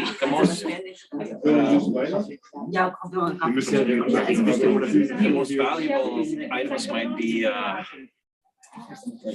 brief discussion perhaps at the end of each presentation for both you and Manuel. I think to I'm tired. reflect on what you're hearing. Then maybe also a bit of a. Oh, yeah, no. So maybe after all. Victoria, so much further, just going across. Okay. No, I'm kidding. So- It's all good. Yes. Emmanuel? Why don't we do this? We'll go through the presentations. Provide sort of some discussion and reflections on what you heard. Yes. And then we'll open it up for broader discussion. Yes. Both as a feedback mechanism for us, like where we align and where we sort of. So are you from Delhi? Where are you? You're welcome. I know, I'm delighted that you can join our leader. Oh, that's all I do. I am so happy. Here, just take a seat. Okay, okay, I'm so okay, happy. okay. Well, I was very worried about the. Okay, okay. No, Tu vas bien? Oui, ça va et toi? Oui, oui. J'ai une pandémie plus tard, mais. C'est ça, on est là. Okay. Mais ça va, ton Thank you, laboratoire? thank you. I was reading the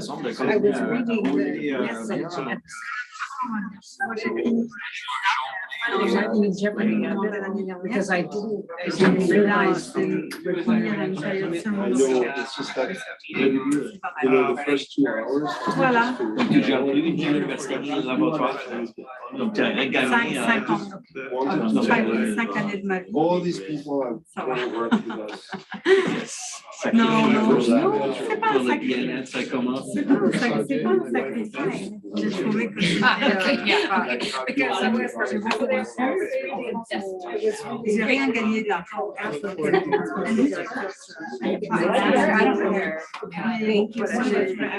C'est des choses. What was that?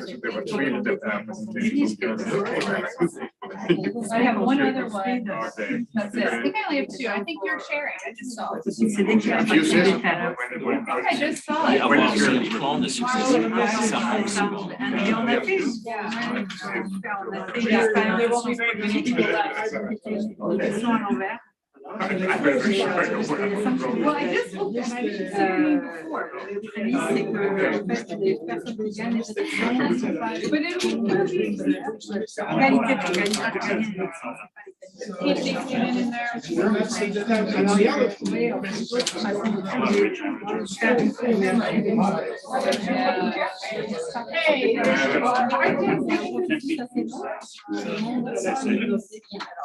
Difficile à faire. Sauf la Suisse.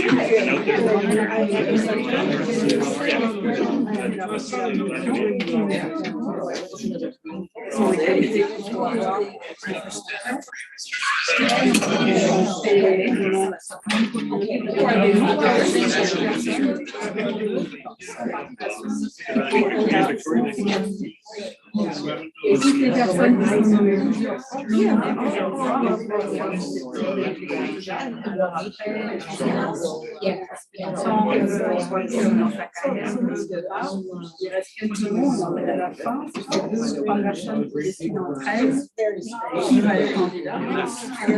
Nous, on a besoin que d'un candidat.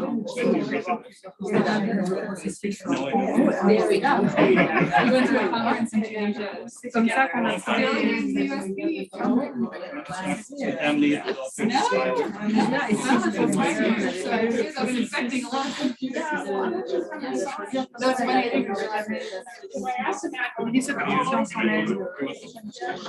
Well, I was told very clearly. Ça a très bien marché avec un.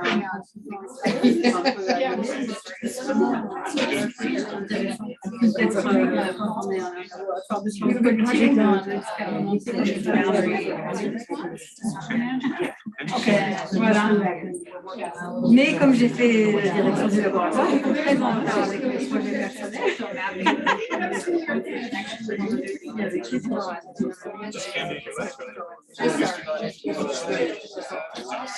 C'est la traduction. You're gonna use your time. We gotta start. Everybody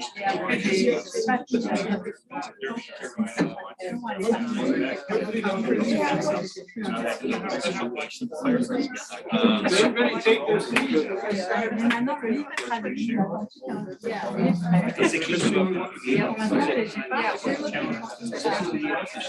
Can we get your panel up here?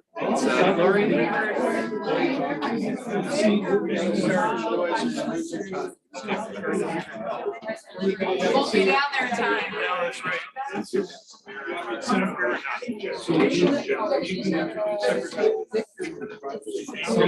Where's James?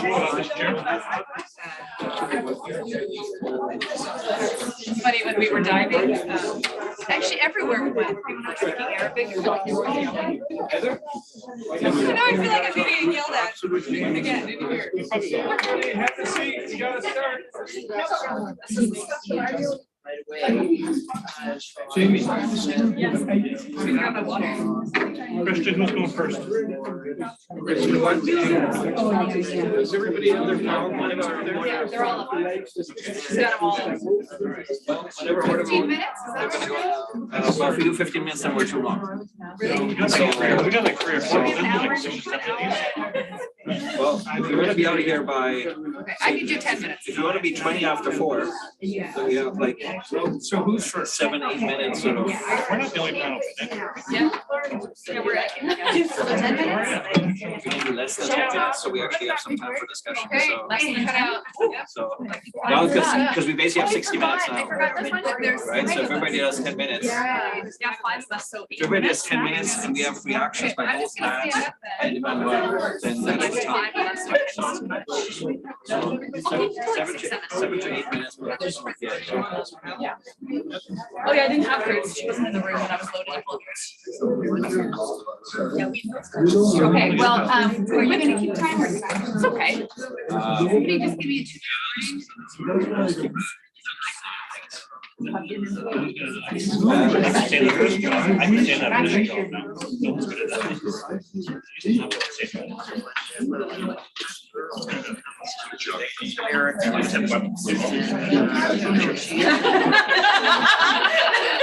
On y va. Yoga.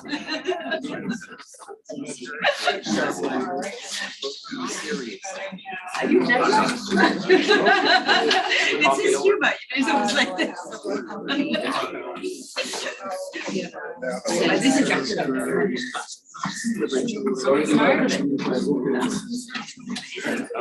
Is there a clicker or should I come over here?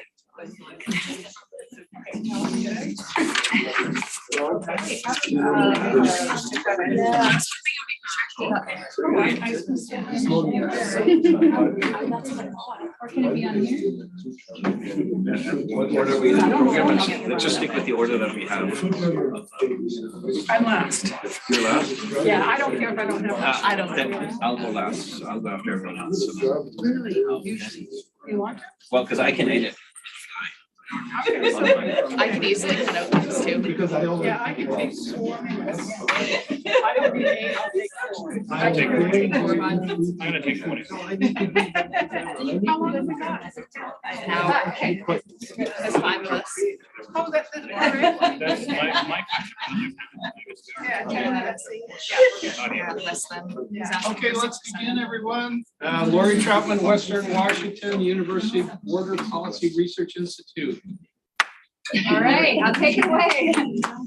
Thanks, everybody, for sticking around. I only have 8 minutes, I was told, so I'm gonna have to speak a little fast, and I might skip a couple slides, but I'm just gonna kind of lay out a few projects that my institute is doing for Borders and Globalization. We're somewhat of a unique institute in that we are housed at a university, but we're not doing sort of traditional academic research. We're doing applied border policy work, working a lot with Customs and Border Protection, Canada Border Services Agency, and other really regional actors in the British Columbia, Washington State region that straddles the Canada-US border. So I have some slides to give you an idea of the region, but given how little time we have, I think I'm going to sort of skip many of those and just get right to sort of the cross-border nature of this region that's Western Washington and Western British Columbia. So we have a lot of ports of entry here. We have 5 land border crossings. We're connected by 3 ferry routes. We have a rail line, and we have multiple flight paths. So all in all,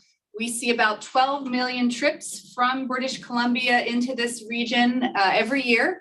And that makes us the 3rd busiest passenger crossing on the Canada-US border. And we move about $18 billion of goods through the land border. So really the point here is just that we have a lot of different connections that really knit the region together. And walking through just a few of those linkages, we have very integrated supply chains.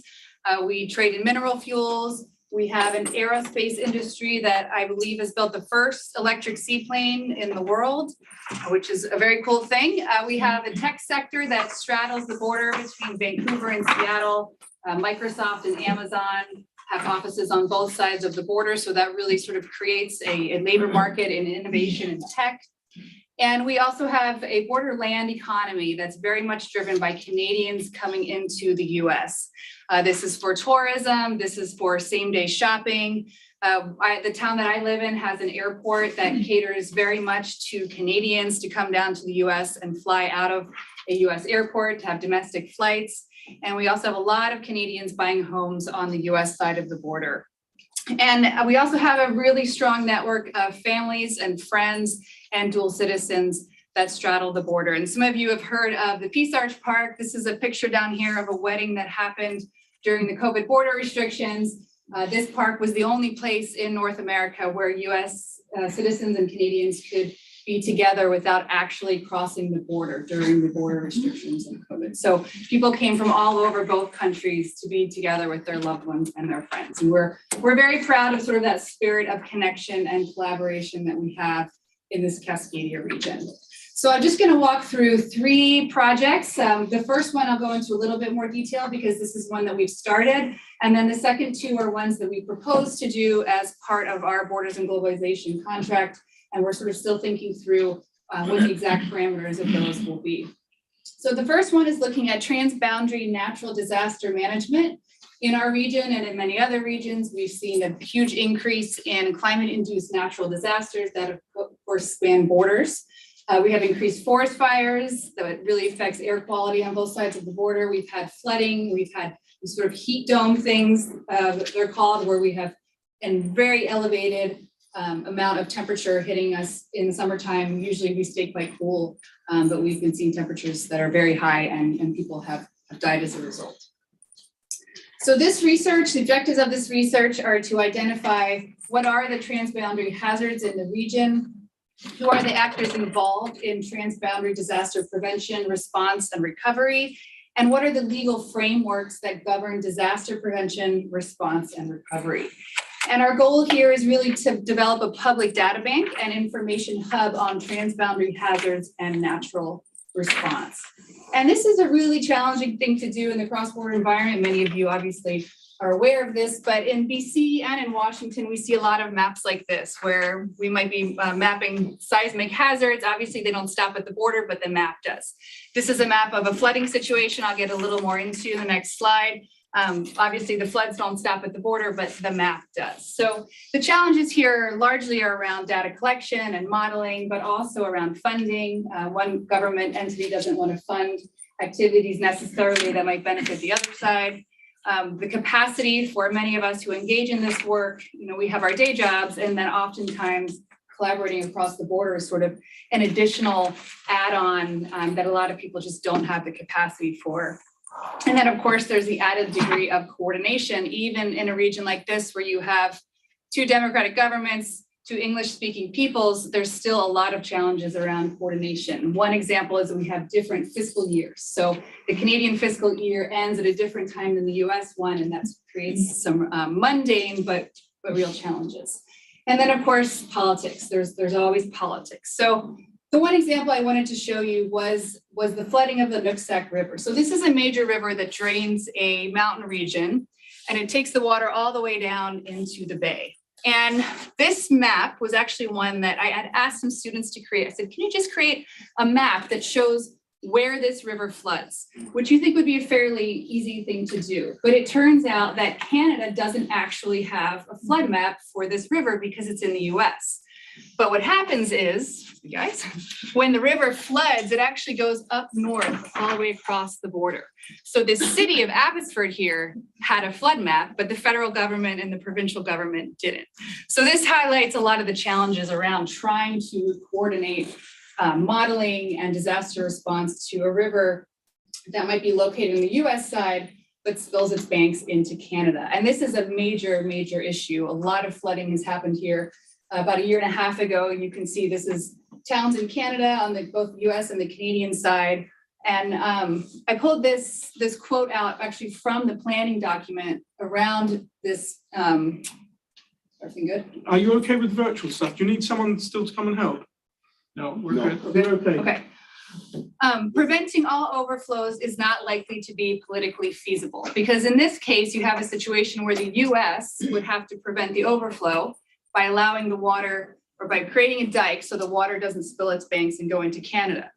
But if the US did that, all that water would go downstream and flood US communities even more. So there's the politics involved in how to manage this on both sides of the border. The second project that we're just sort of beginning to think about is the 2026 FIFA World Cup, which is coming to Vancouver and Seattle.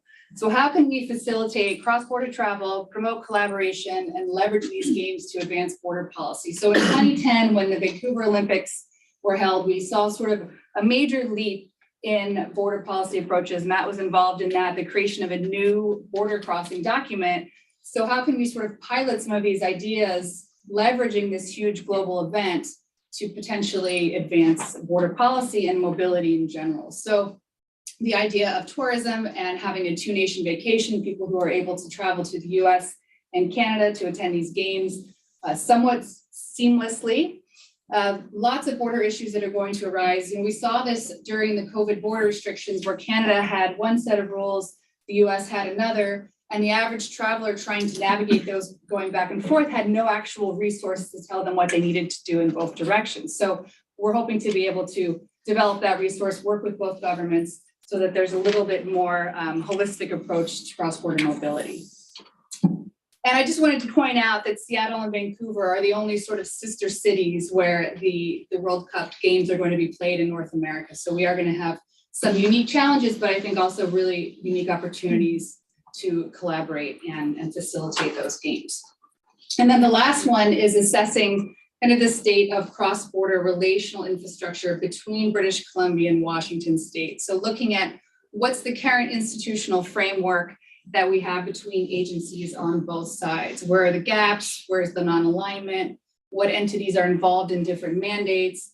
Who are the actors in the different jurisdictions? And what is a better institutional framework? So to sum this up very quickly, because I don't have much time, in the British Columbia government, there is an entity that is tasked with intergovernmental relations, and there's an elected official who is also tasked with being the liaison for Washington State.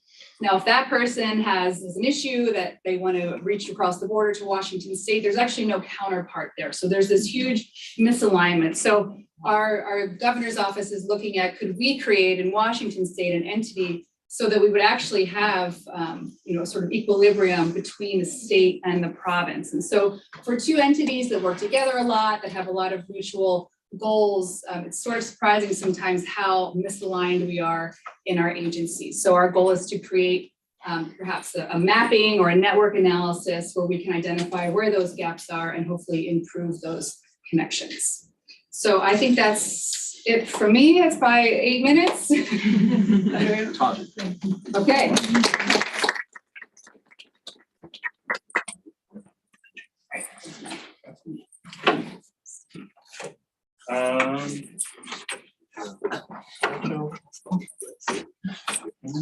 Yeah, you can't see it on there. You have to look back here. Yeah. Mine didn't move. Hi, I'm Todd Hadley. I'm going to talk about border self-determination and security. I think my project is fairly rooted in Pillar 1 with some cross-section into Pillar 2 in the security aspect. I'm traditionally a security scholar, but I've moved into Indigenous studies, and mostly with regards to policing and indigeneity in the last couple of years. When I was preparing for this little talk, I thought about a particular case study in Canada. This is the what's called the Akwesasne Mohawk Territory, and it spans the Canada-US border between Toronto and Montreal, closer to the Montreal side. The Canada-US border goes right through the Mohawk Territory. The title at the front, "A Hole in the Border," comes from a 2001 news article in the National Post that asked the question whether or not this was a hole in the border. And I think what it really did to me was to illustrate how far we've gone in understanding our relationship with sovereign Indigenous territories, but it also struck me as we really didn't have it right to think that we didn't have a relationship with these sovereign regions that we should have had 20 years ago. So I thought immediately of that particular case study or that particular story when I was preparing for the lecture. So what do we want to do in Pillar 1 when we look at settler, non-settler borders? I've laid out 5 goals here. And I really wish Jeff could be here to comment on this because he made some really good comments. And I think a lot of my presentation is going to parallel some of the stuff that Jeff is saying, and that we're really just starting a discussion about some of the really contestable terms, and we look at what these terms mean from an Indigenous perspective and what they mean from a non-settler and a settler perspective. So we want to investigate implications for border security and policy management across regions of settler and non-settler borders. When I talk about settler borders, sometimes they use the term colonial borders, sometimes they use the term Westphalian borders. They're really the borders that were superimposed over non-settler regions within colonial territories. So you think about the Canada-US border being imposed in North America, the US-Mexico border being imposed across non-colonial lands or Indigenous lands. We want to compare approach to border security where settler borders and non-settler borders intersect. And I think this is going to be a real challenge because in some regions of the world, there is actually policy in place to work together with Indigenous communities and non-Indigenous communities to work out policy plans for security and border security that respect the sovereignty of Indigenous territories. We want to understand considerations, starting with whose security are we talking about? And again, this is one of those contestable terms, and I'll get to that in a bit. Articulate drivers of security policy where settler and non-settler borders intersect. What drives that policy in Canada? The US is going to be very different than US, Mexico, or from the case study in India, for example. Finally, you want to look at the political, social, and cultural conditions that frame security policy at levels of cooperation, coordination, and collaboration. And Christian's going to talk more about that CCC model in his presentation, I believe, right? Yeah. So he can come back to that. Now, there's a number of things that we want to consider when we're doing this research. And this is where Jeff and I would really agree that this raises a lot more questions than it does answers when we start conducting this research. Some of the things I want to talk about briefly is the UNDRIP, the United Nations Declaration on the Rights of Indigenous Peoples. I want to talk about the idea of borders. What do borders mean in settler terms? What do they mean in non-settler terms? Whose security are we talking about? We're talking the security of the state. We're talking about the security of the sovereign people who live within those Indigenous territories. What exactly are we talking about? The idea of sovereignty and nation. And finally, some of the epistemological considerations, because knowledge is built very differently amongst different communities. I want to start by just briefly looking at Article 36, the UNDRIP. And Jeff mentioned Article 36, which gives the right for Indigenous persons to move across international boundaries for the spiritual, cultural, political, economic, social purposes. It's an embedded right within UNDRIP. But I think what Jeff didn't mention was Article 3 and 4, which gives Indigenous persons the right to self-determination. And I think what's really important here is in internal and local affairs. How do we define borders in Indigenous communities? Are these internal? I would argue yes, that those borders are the property of Indigenous communities, and they have the right to manage those borders. How they manage those borders with the state, for lack of a better term, is kind of what we want to explore and get to. What does that management look like? Settler and non-settler borders, of course, this is again another contestable term. What do we mean? Someone who is a settler scholar, I have a certain understanding of what borders are, but a non-settler border is going to be understood in a completely different way. And we've superimposed these settler borders on non-settler borders, and there's a contestation with where these meet. So it kind of sets the stage for lack of a better word, a need for a new governance model between two, sometimes more sovereign groups. Think about the Canada-US border, for example. It's not just Canada and the United States, but now we're talking about different sovereign nations that also need to be included in that discussion on how we build security along that border. It's no longer the state imposing, or it shouldn't be the state imposing what happens. Whose security are we talking about? We can think about security as sets of policies and materials and actions that ensure certain goals and certain values within communities that are preserved. But what communities do we talk about?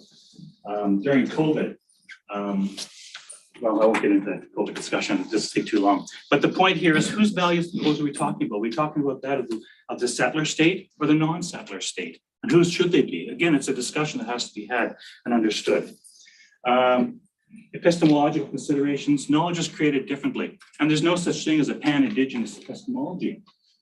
Every single case study has to be done and worked with on an individual basis to be understood. And I think that's a really important piece.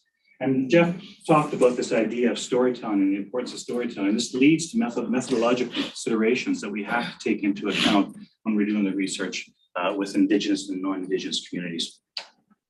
Last slide, there's various ways to divide the globe. Here's a picture. If we divided it up using Indigenous borders, the globe would look very different than it looks today.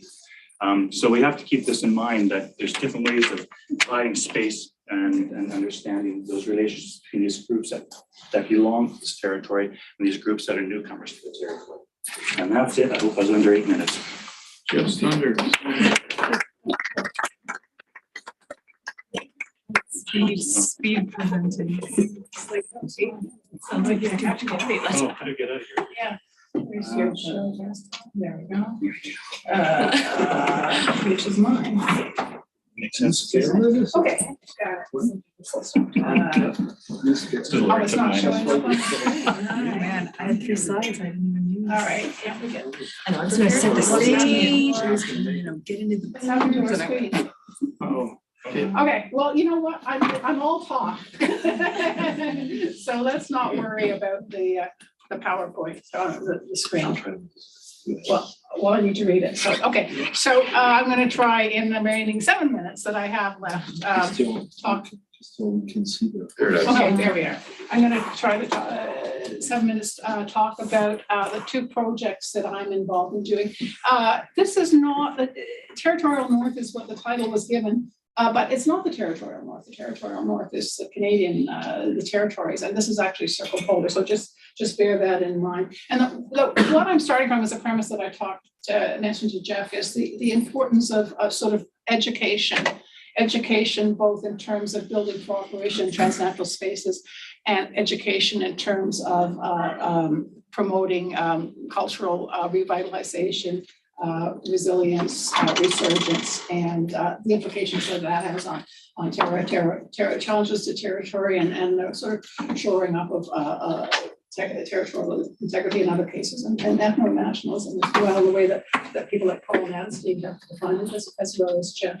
And so I want to pitch the first one I want to talk to you about is our project on, I'm going to just skip all that, non-state actors and circumpolar regionalization. A U-Arctic case study. And this project stems from some of the work that I've done and some of the involvement a number of us have had in the University of the Arctic, which is an institutional network to promote circumpolar and to regionalize institutional cooperation in the circumpolar region and support the development of curriculum and thematic networks. It involves about 196, no more than that now, about 200 institutions, many of them in the circumpolar north, but many also in the south. So there's a breaching of a transcendence of a border. It involves about 6 or so thematic networks, and it also involves a number of different institutes among these institutes. One of the institutes is the U-Arctic Lara Institute for Circumpolar Studies. So what we're basically looking at is we're examining how Indigenous awareness and resurgence and new politics of nationhood and nationalism are affecting, fragmenting, and redrafting intergovernmental relationships inside states, as reflected in the regionalization of post-secondary Arctic education, organized through the U-Arctic and the Northern Forum and other similar regionalized forums. How and where does U-Arctic intersect with state and non-state definitions of nationality and sovereign interest? I don't have to say too much, I don't think, on that. Whoops. We went to that. I'm not going to say too much on that because I'm going to speak about that. The U-Arctic is a non-state actor, and I'm going to talk a little bit about some of the problems and the connectivity and some of the things that we're going to look at in this study. But what I would say right now is we're going to look at U-Arctic both in context of larger institutional cooperation. What has it been tasked with through organizations like the Arctic Council, which my colleague Daly has written about in context of borders. But we're also going to think about what is its role and how has it affected incorporation or promoted incorporation of Indigenous knowledge, Indigenous learning, and Indigenous education more broadly. Has it or has it not, and what can we do to promote that? So I'm going to not say too much more about that right now. What I am going to pitch is another more focused case study that we're also looking at in this project, consistent with the broader pieces of understanding the role of education in Indigenous survivance and resurgence. And we're going to look at this particular piece. Now, the last thing I should say is it's been sort of put as a pillar 2 perspective. Pillar 2 is the Indigenous perspective, yeah. But we also think that it crosses both pillar 1 and pillar 2, and we could talk about reasons for that later. But again, some of the things I mentioned to Jeff. So I would argue education is infrastructure, knowledge infrastructures. It involves mobilization of students, mobilization of knowledge, different policies put in place by national governments, which actually may or may not, may contradict with the larger policies of the Arctic or may promote different outcomes. So I think there's that piece there. Now, the second one, back to that, is non-state actors and circumpolar regionalization to Sami cultural and political nationalism. And one of the priorities of this, or the premises of this research project, is that self-determination and nationalist movements pose internal regulatory policy challenges to states. And we're going to use the Sami as a case study of this.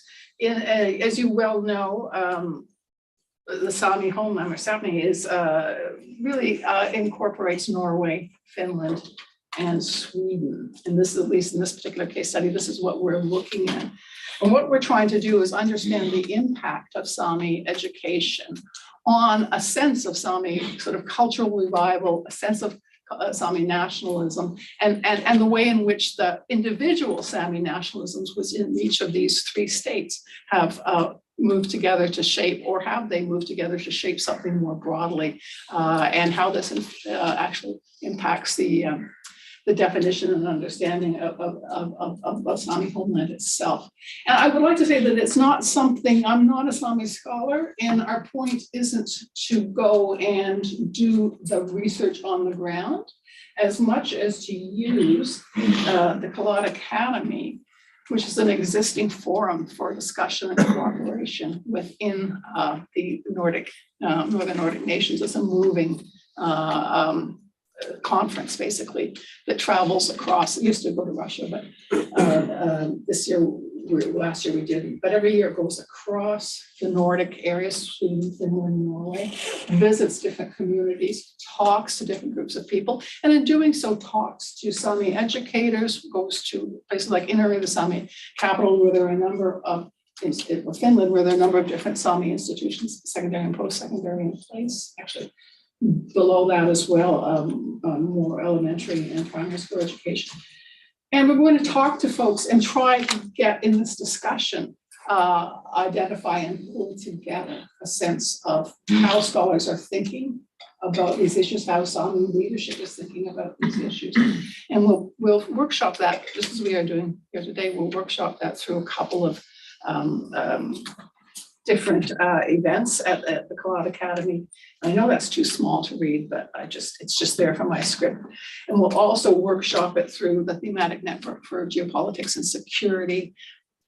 It fits, believe me, of the U-Arctic, and we'll have a number of different workshops in Iceland at the Arctic Circle and at several other thematic network meetings that are fostered by U-Arctic. So it's all sort of almost essentially interrelated, the U-Arctic and our understanding of education, but we're using our U-Arctic network, we're using our Eilat Academy network, we're using existing understandings, and we'll be talking to people and requesting input from across this, the Eilat region, as we will for the U-Arctic. And we'll be collaborating with people like Daly, who's written that book that on borders that Dwayne and I did. We're collaborating and trying to really pull something out of this piece, because I think education and curriculum and cooperation in that area has been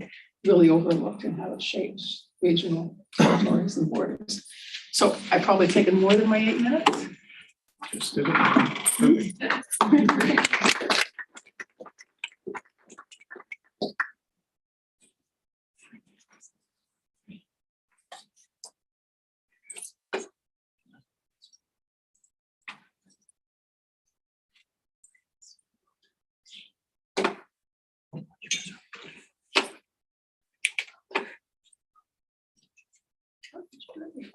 Cursor's disappeared. That's okay. It appears on the screen. What's going on? I didn't move.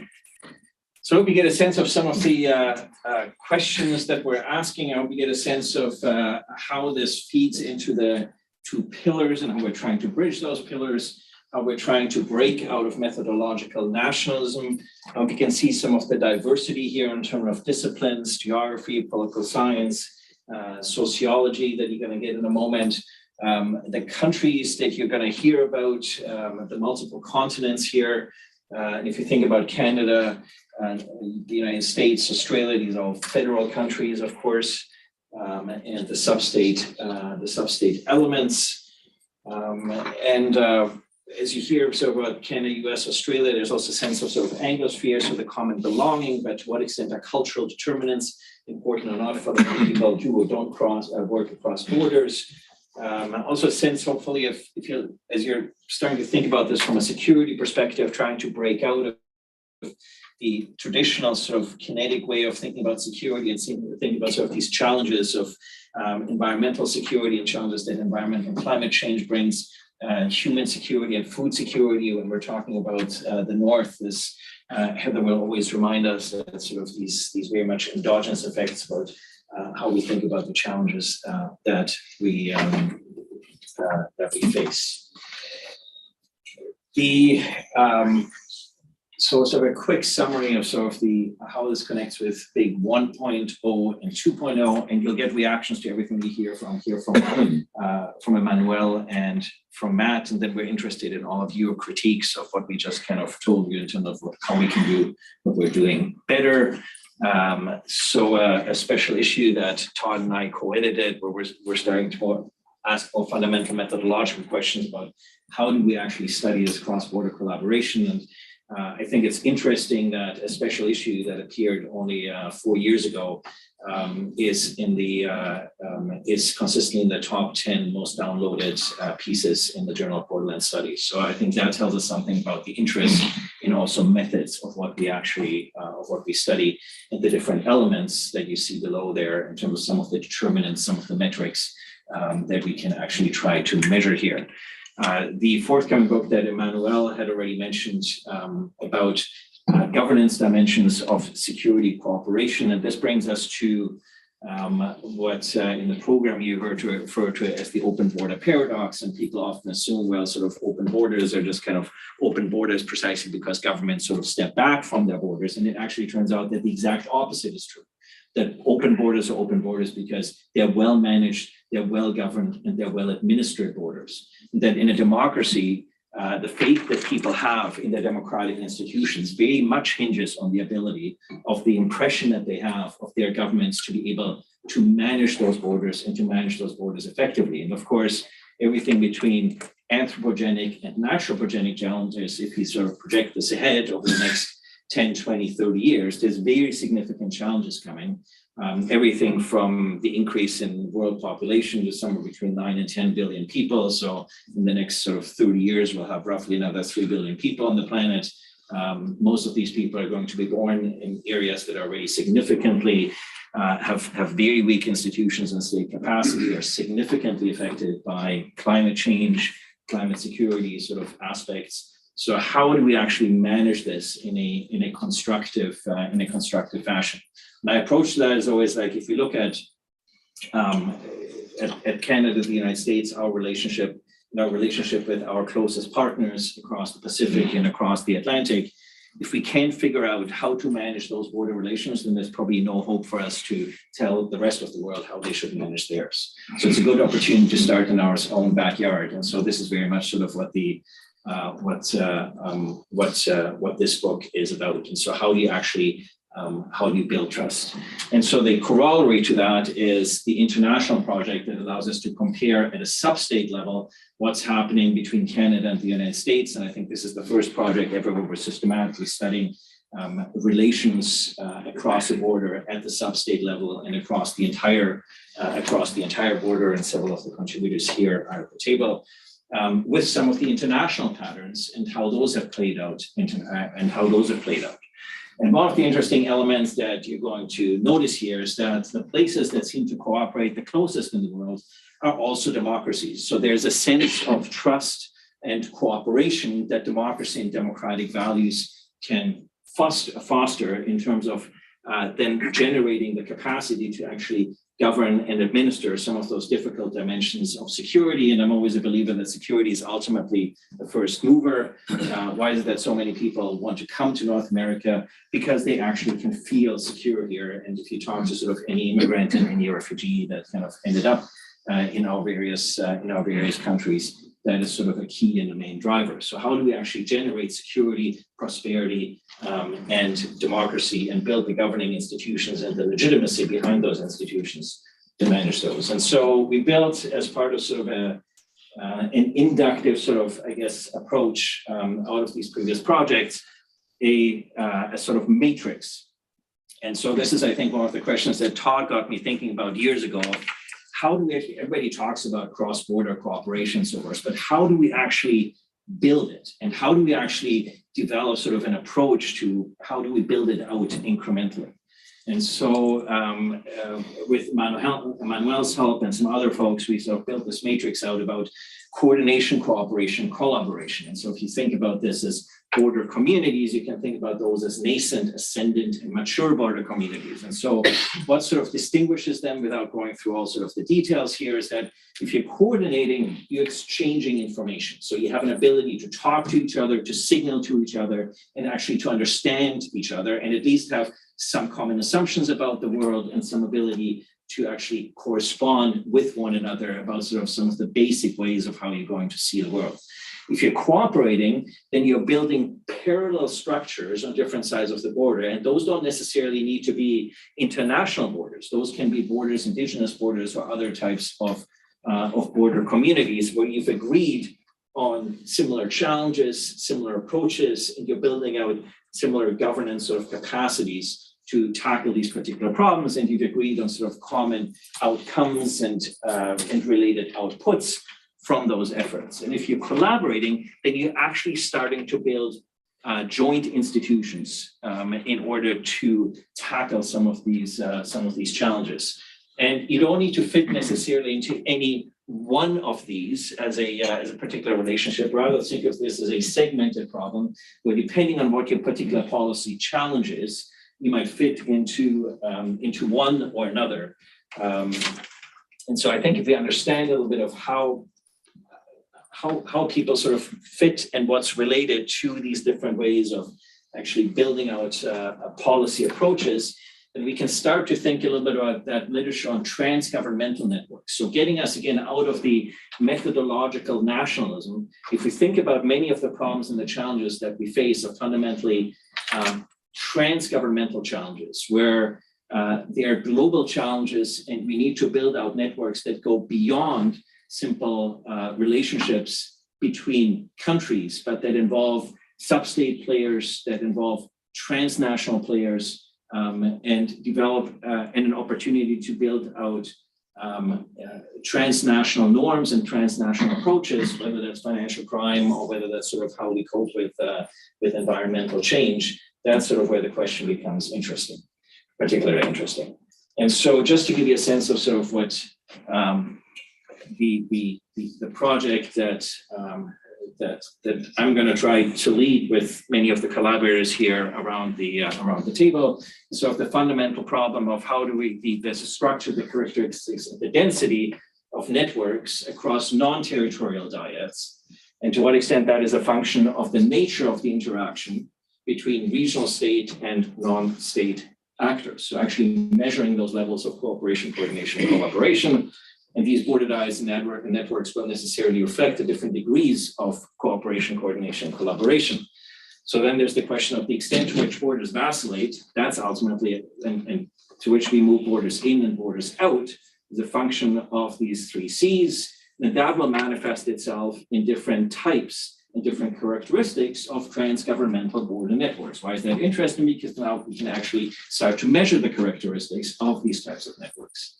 And so the project then, in this particular case, investigates the trading relationships between border dyads, and we're particularly interested in the non-territorial border dyads. Hence the question about, for instance, airports and ports. So that is to say, points that trade with one another, and where I think in the first volume, more interested in goods than in people, because it's much easier to obtain data on goods than on people, because goods don't usually have serious privacy concerns about their data. So it's an easier way to measure things.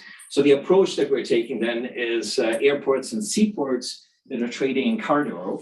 And the fundamental problem they have is, and that states have, is that they have to reconcile scarcity of resources with an approach to managing risk. That is to say, how are they going to govern, administer, and manage their particular borders? And so you see this evolving, in this case, in sort of three particular, if you want, sort of our test communities: the European Union, North America, and the Trans-Tasman relationship. And so these have each built out their own particular networks in order to manage those trading relationships. We can measure how these three different communities trade with one another and reconcile rules and regulations in order to facilitate trade. And of course, the fact that they can do that is an important component, both of their security and the prosperity that they build out. But we're also interested in how these communities interact with the rest of the world. And so what can we learn comparatively from how each of them have built out those policy networks, how they work with one another, and how they work with the rest of the world. And so how do they do this? By pushing borders out, especially when it manifests in the kind of, and that'll manifest in the amount of data that authorities collect. So there's a simple quantitative capacity here, for instance, well in advance of cargo arriving, but also in the quality of the data that is available to within these communities and across these communities.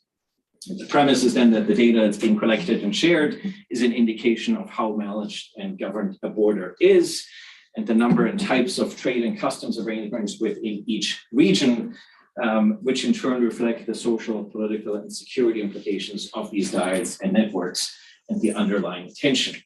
Data sharing is one indication of the way borders are moving out and the way these trade regimes are adapting and pushing out these relationships beyond the borderline. And then what you have is vacillating borders as an implication of these trade practices, that borders correlate with the ordering and the trading relationships that these transnational policy networks build out.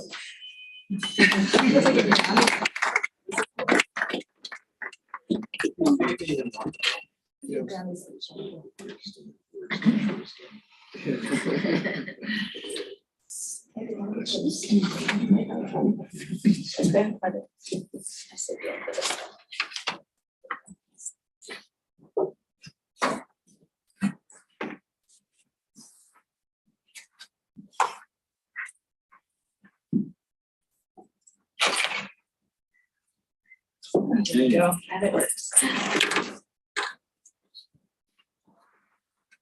All right, so the final one here. I'll try and get through this really quick because I'm keen to get some kind of conversation on these as well. This project is quite recently conceived, actually, so it's still very much in its nascent stages, but came up with this as kind of a way to bridge some of the past success of the big 1.0 and bring this into 21st century borders.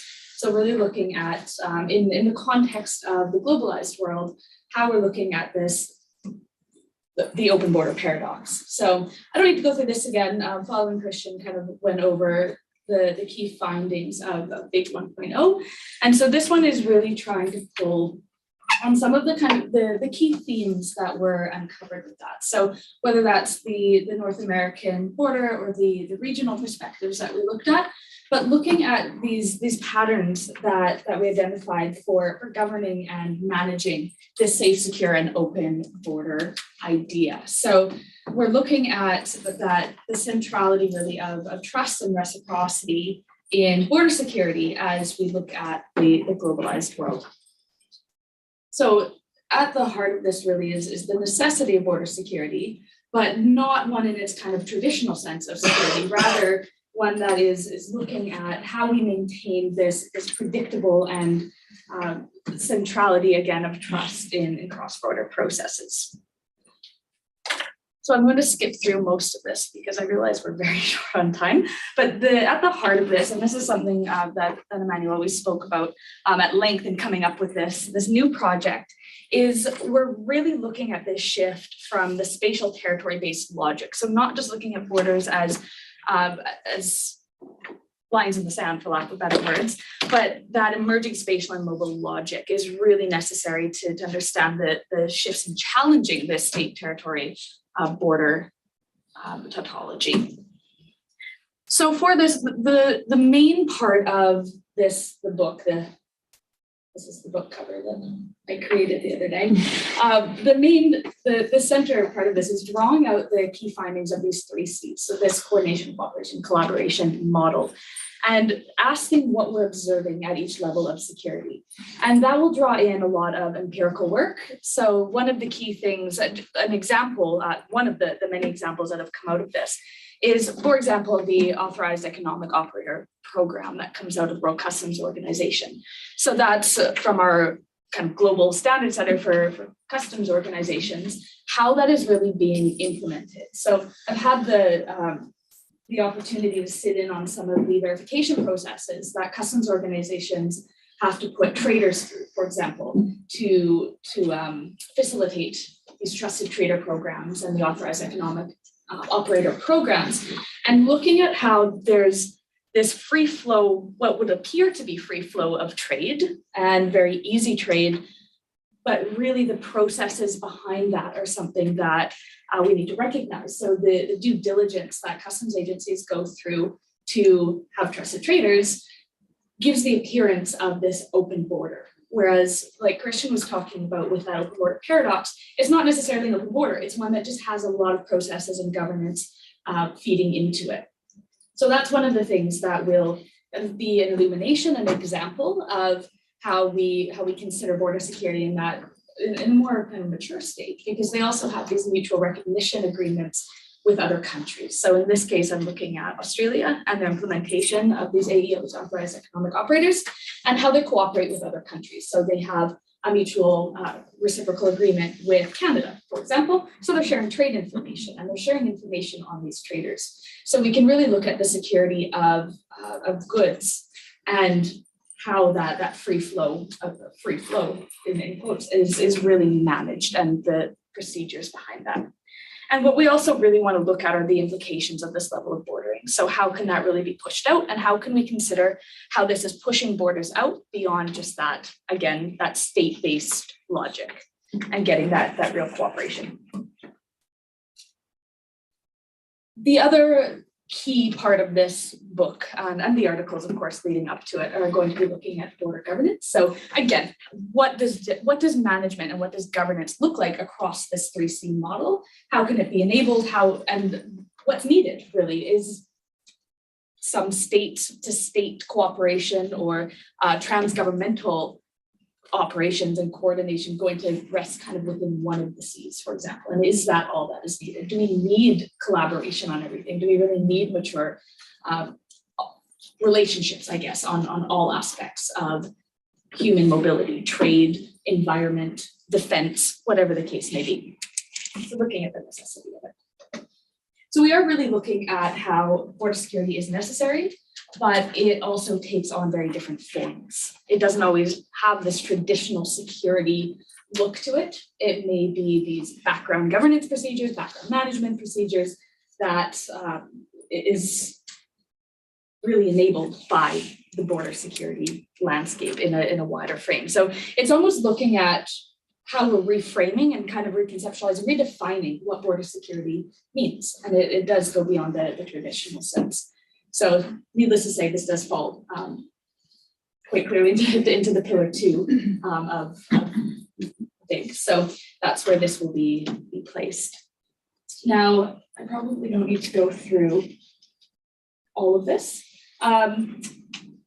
One of the key ideas coming out of this is looking at how we can thematically organize some of the ideas that are shaped by this 3C model. So that could be immigration, military, customs. These all fall into this wider border security paradigm and how different governments are cooperating or not.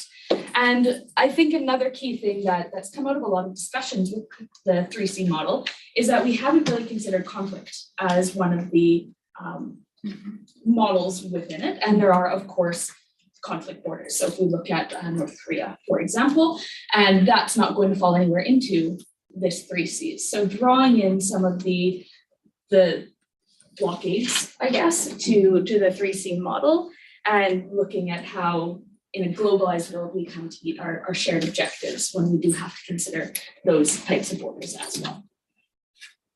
So I will go through all of that because I'm probably out of time, but yeah, keen for some conversation on that.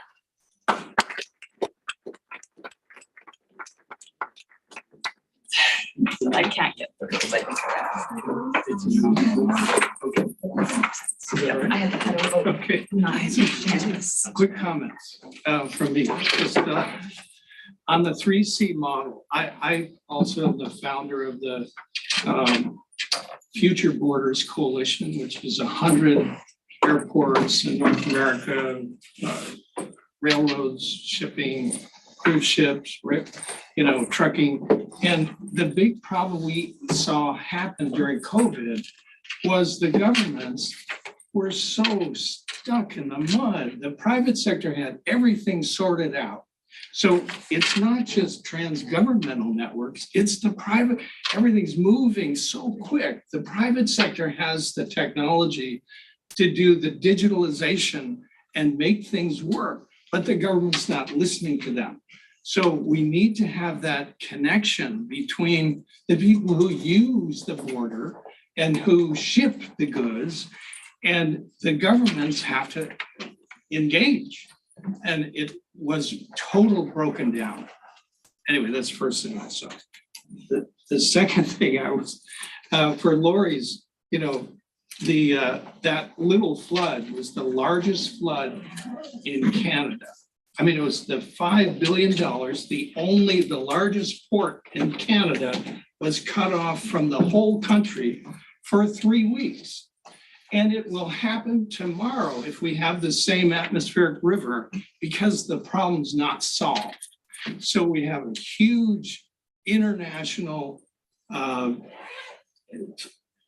inability to deal with a very obvious problem. And both governments are going to get very, you know, the people will be so upset because they know about it. It will happen again. Nothing's happened in 18 months. Anyway, so it's a really critical issue. I'm glad you're studying it. Anyway, those are my 2 comments. Can I ask a question? Is that okay? Can I ask a question? It would be either to Jamie or Christiane, maybe to you. I really like your 3C model. It's actually helpful for me when I'm thinking about the BC Washington connections, but I'm wondering how you approach like shocks and disruptions. So like the Nexus program in Canada and US is a good example of one that would fit all of those C's in a very advanced model. It was disrupted and now it's not functioning how it was intended, and it may never function that way again. So how will you incorporate these shocks? Can we just hold that? Because I want to make sure we use the time that we have efficiently. I want to make sure Manuel gets time in and that everyone else gets time in. So we just kind of collect the questions and then see what time we have for everybody to respond. Okay. But Lori, the 3C models, actually doesn't really focus on that question. This is why the new projects are actually addressing this. Right? The 3C model is really focusing on what we have observed. Certain actors have the ability to progressively become very close, almost to have the same policies across a certain territory in different matters of security, broadly understood. What you're discussing is what happens when this is disrupted. It comes from a critique of the assumption that you need to share the same culture to align policies. And what it suggests is that actually it's not culture that is involved. Because what we observed across all our case studies is that it's regulatory alignment. It's agreeing on basic accountability across different aspects of policy making. So transparency is the key, and reciprocity is the key. Public choice theory, right? Ostrom, nothing else. Now we need to see when it's disrupted, what happened. My comments, I wanted to actually comment more to my colleagues than to the papers. You have here examples of what I would like to see and hear over the next 8 different panels that we have to face this conference. They all have papers, right? But they're thinking the future. How is, I think every single one of them is like, we have this knowledge. How are we going to think forward? How are we going beyond what we have already established, right? I think it's very important that we have these discussions, that every day at the conference, across every one of the sessions that are so-called labeled big sessions, we have these kind of discussions. So I know you came with papers, but you have time to go beyond the paper, think about, okay, pillar 1, pillar 2, how do I address these? What are the policy implications? And if you do this, if you make the small effort to pause and raise those points at the end of every one of your presentations, by the end of the week, every one of us is going to think differently about the research that we are undertaking together in 21st century borders, right? And that's very important. policy implication. I just wanted to highlight this. Some of the colleagues here are much closer in their thinking to policymakers than others. And I think it's really important to take this as an important factor, sometime of thinking differently. Where does it come that, all the work on security, if you look back at the work that has been done, like the triumvirate here, Todd, Jamie, Todd, and Christian. Two of the writers here have worked in those sectors for many, many years. Right? They're academics towards the end of they're new academics in a way, right? And so I think it's really important. And then Glory works extremely closely to Penwork. And Heather works also in these circumpolar nodes, like the discussion that we have is driven by this. Well, she wants to study the organization, the multitude of organizations. She wants to look at the educational system, right? It's driven by these people. So what we do there is we give voice, right? We are not speaking for these communities, but we give voice, we document, we help them have a voice, and we lift up those conversations and conceptualize them, right? It's very important. I just wanted to speak to you because I think it illustrates what I would like us to do over the next 4 days. And then Wednesday, we're having a break, but I know this is when we're having the break on the bus that everybody's going to start discussing this. So use the Wednesday to relax. One of my PhD supervisors, Bob Young, said the Friday beer is the most creative time of the week. This is when we think about our best paper. That's what's going to happen on Wednesday. These are my comments. The floor is yours.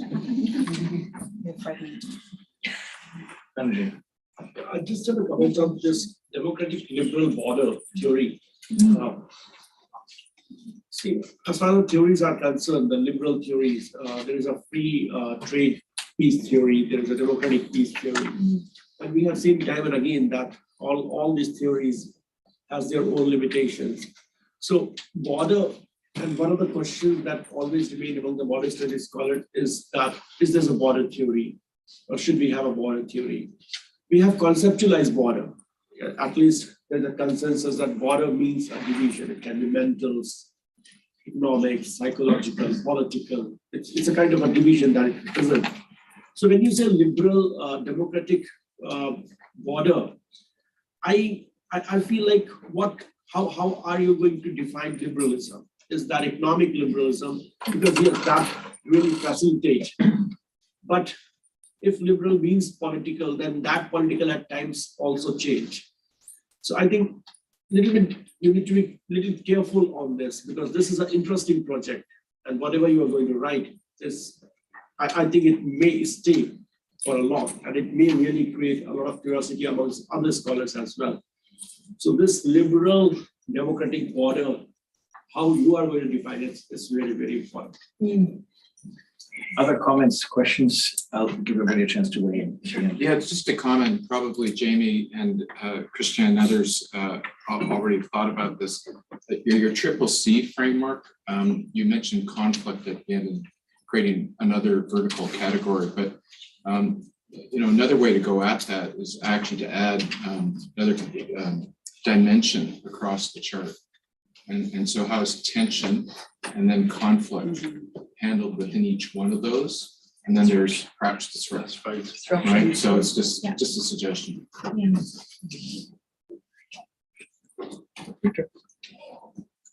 Christian, I really like the way you and several of the others have developed what you've already done in the big project and moved on incrementally and also by expanding both the empirical and the theoretical aspects of this as you move on. And I would think that others in the room and others in the project who are not here should be thinking about that as well, because we built up a very substantial knowledge base as we will have all of the articles, DOI, all of the published work, the 109 available on our website. Yeah. You'll go on the website like within 2 months, click on the DOI, get it. Yeah.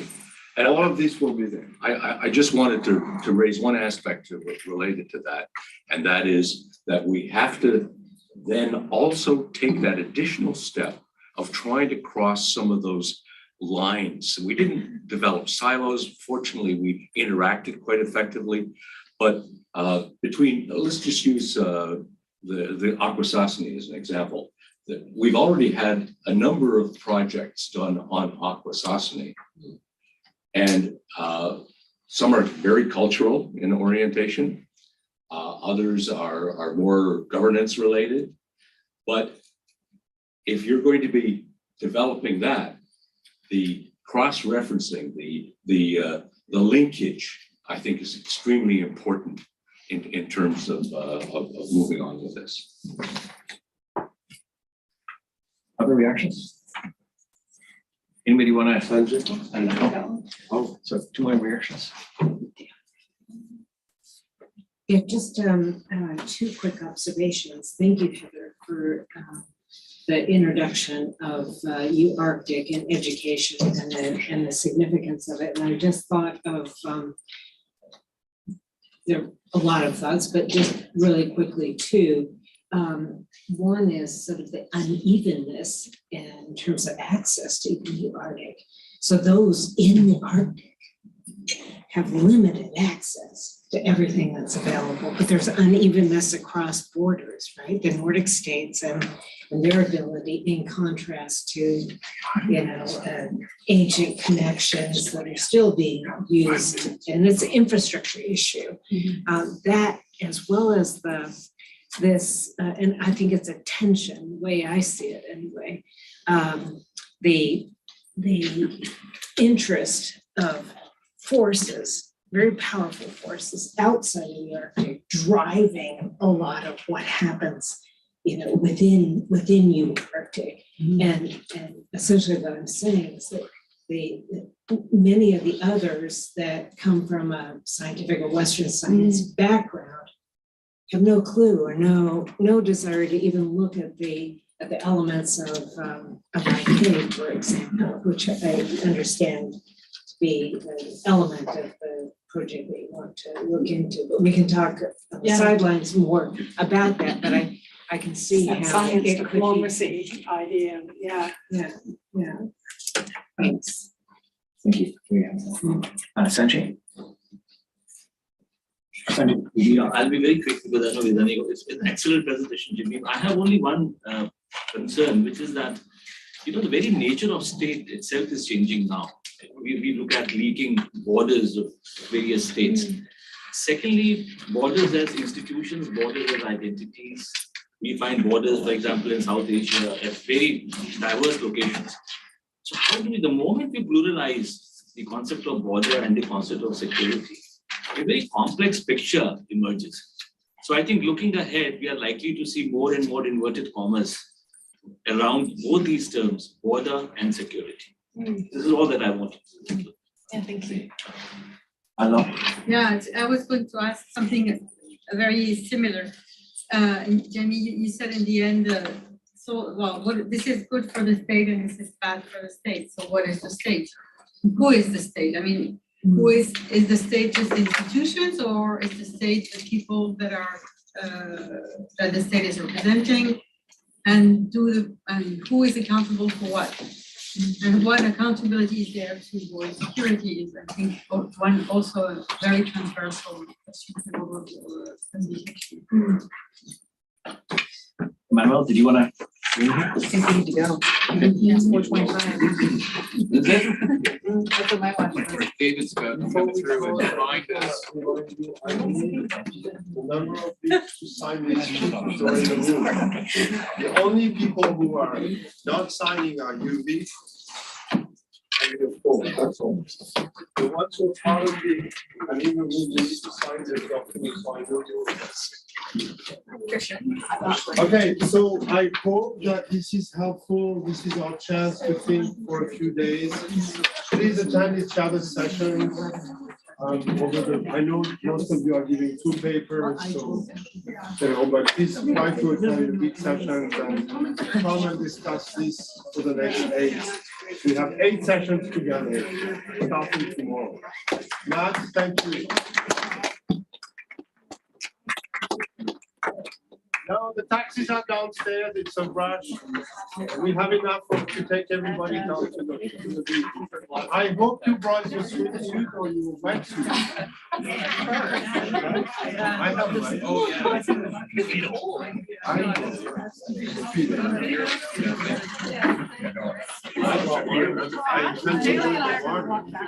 Yeah, I'm welcome. Yeah, we're gonna walk back.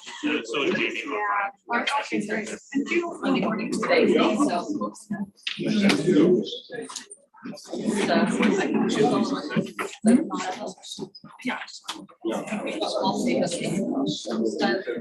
Beyond